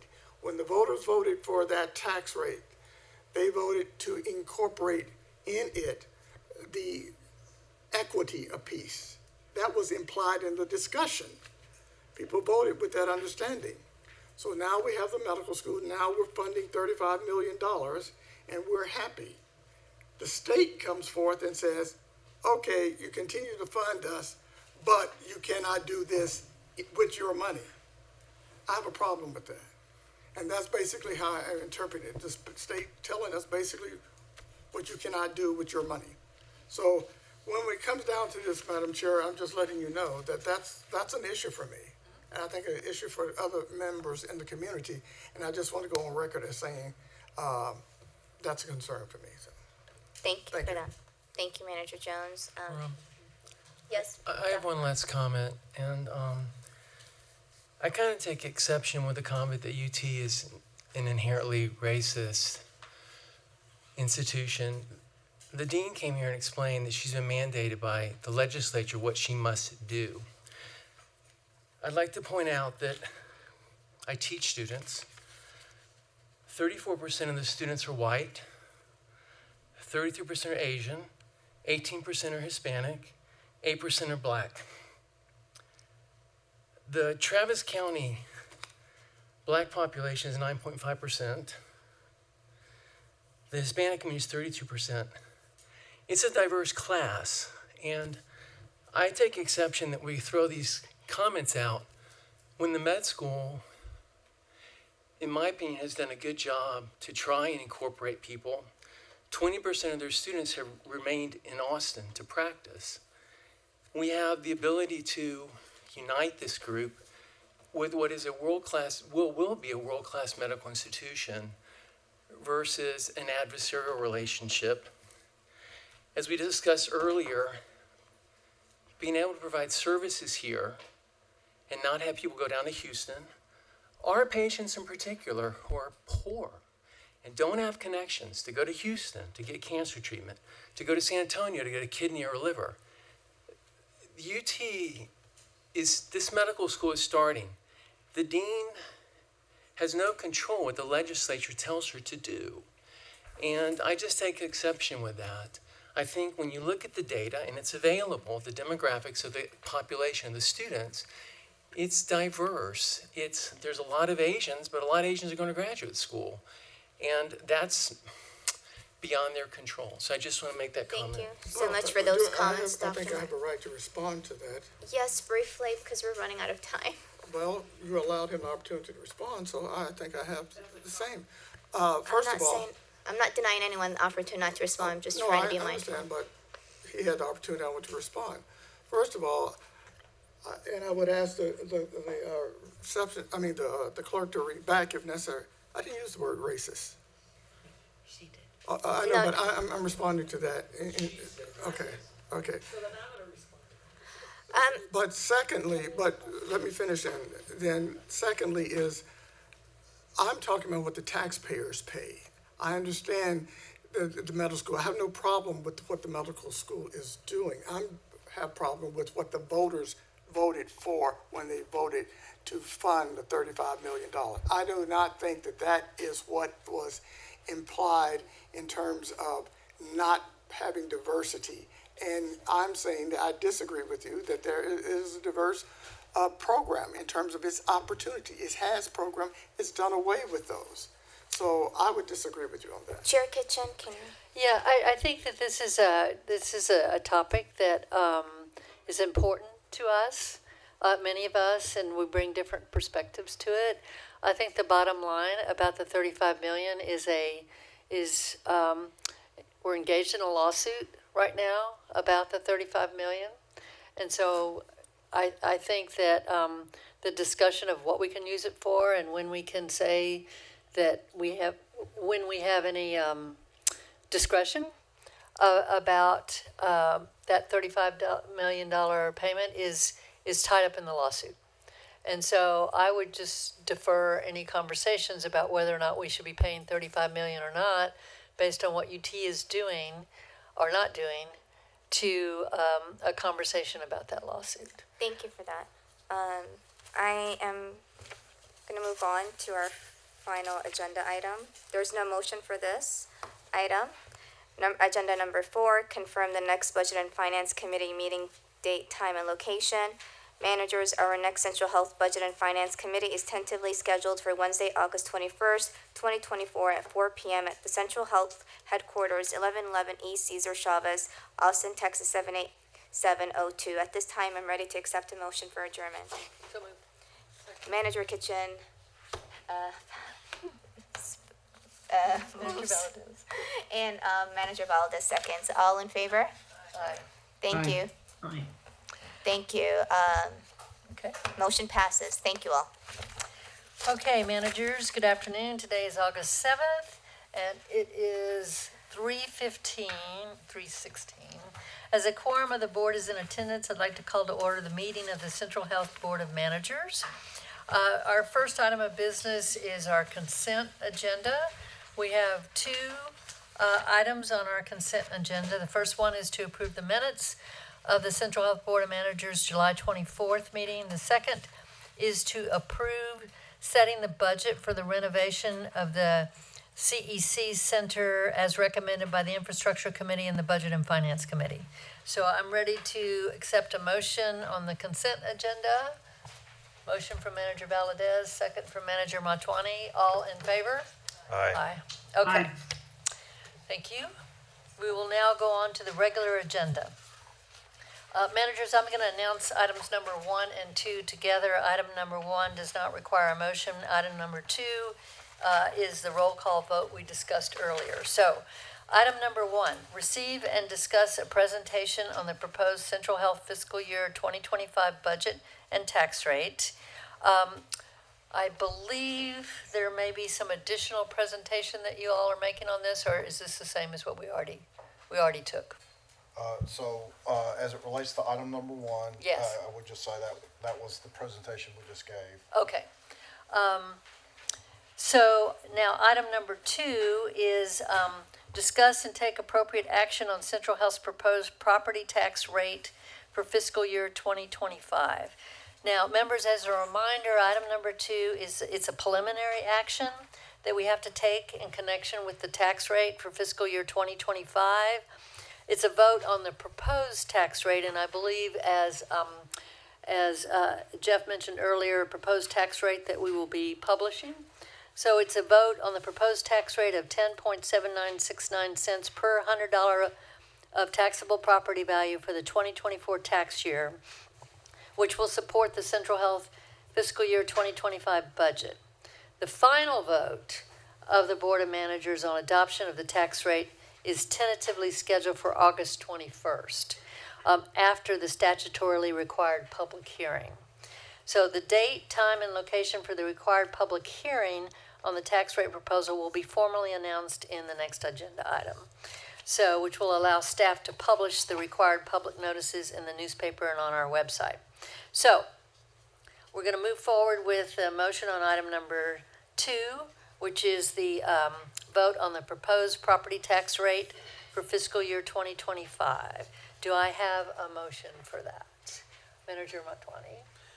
I move that the board approve a proposed total property tax rate of 10.7969 cents per $100 of taxable property value for the 2024 tax year, which will support Central Health's fiscal year 2025 budget. Okay, do we have a second from Manager Martin? All right, Ms. Brianna Yanes will now assist me in taking a roll call vote. Oh, wait. Do we have any discussion? Yes, do we have discussion?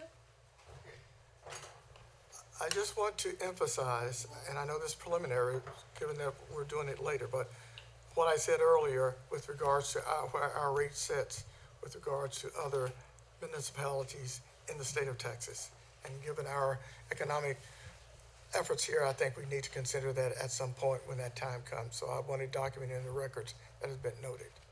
Thank you. Okay, and you are talking about future years, not this year? Yes. Okay. All right, any other discussion? No? Okay. Ms. Yanes will call the name of each board member in attendance in alphabetical order. Each board member must indicate whether they are voting yea or nay or abstaining from a vote. And again, this is the vote on the proposed tax rate. It is not the final vote on the tax rate or on the budget. Ms. Yanes will confirm your vote before moving on to the next member to ensure we have an accurate vote tally. Okay, I'm just gonna go from left to right if that's Okay, okay. if that's to make easier, it easier. that's fine. Okay, Secretary Manuel Martin. Aye. Secretary Manuel Martin votes aye. Manager Cynthia Valadez. Ms. Yanez, I vote aye. Manager Cynthia Valadez votes aye. Manager Amit Motwani. Aye. Manager Amit Motwani votes aye. Chairperson Ann Kitchen. Aye. Chairperson Ann Kitchen votes aye. Treasurer Maram Musaitif. Aye. Treasurer Maram Musaitif votes aye. Vice Chair Cynthia Brinson. Aye. Vice Chair Cynthia Brinson votes aye. Manager Shannon Jones. Aye. Manager Shannon Jones votes aye. And then Manager Elisa May. Aye. Manager Elisa May votes aye. Thank you. So we'll now move on to item number 3, which is to set the date, time, and location for the public hearing at which the Central Health Board of Managers will present and receive comments from the public on the proposed fiscal year 2025 tax rate. Is there a presentation for this one or no? No, just Okay. simply, I believe in the motion it lists the location, yes. Yeah. Okay, Manager Valadez. I move that the public hearing on the proposed tax rate be held Wednesday, August the 14th at 5:30 p.m. at Central Health's administrative offices 1111 East Cesar Chavez, Austin 78702, a notice for which will be posted on the Central Health website and published in the American Statesman. We have a second? A Manager second. Motwani? Okay. All in favor? Yes, I'm sorry, I keep forgetting that. Go ahead. No, thank you.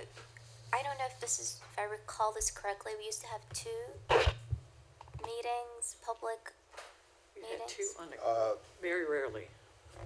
Back a number of years, there was a requirement for 2, but that requirement has changed. Yeah. Correct. 2 sessions ago, the legislature changed the statute, changed Chapter 26 of the tax code. And now if you have 2 public hearings, it's impossible to comply with the law. Okay. Any other questions or discussion? Call for the question. Okay, all in favor? Aye. Okay, Aye. motion passes. Thank you, Manager May. Manager May voting aye also. Yes. Okay, Yes. members, before we move on from this item, I'd like to emphasize to the members of the public watching that even though a quorum of the board will be meeting in person, the public can still participate virtually in the tax rate public hearing. So, we strongly encourage all members of the public to participate in the meeting on the virtual link that will be provided in the notice and to submit any comments through that method. Of course, members are welcome to participate in person as well. Okay, I'm going to read, we'll move on to item number 4.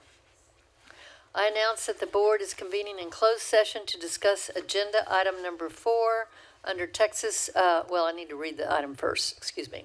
Item number 4, discuss updates on matters related to a performance review contracted by Travis County, including delegations to the president and CEO to execute necessary agreements between Central Health Travis County and Mazars USA. I announce that the board is convening in closed session to discuss agenda item 4 under Texas Government Code Section 551.071, consultation with attorney. So we'll move into closed session.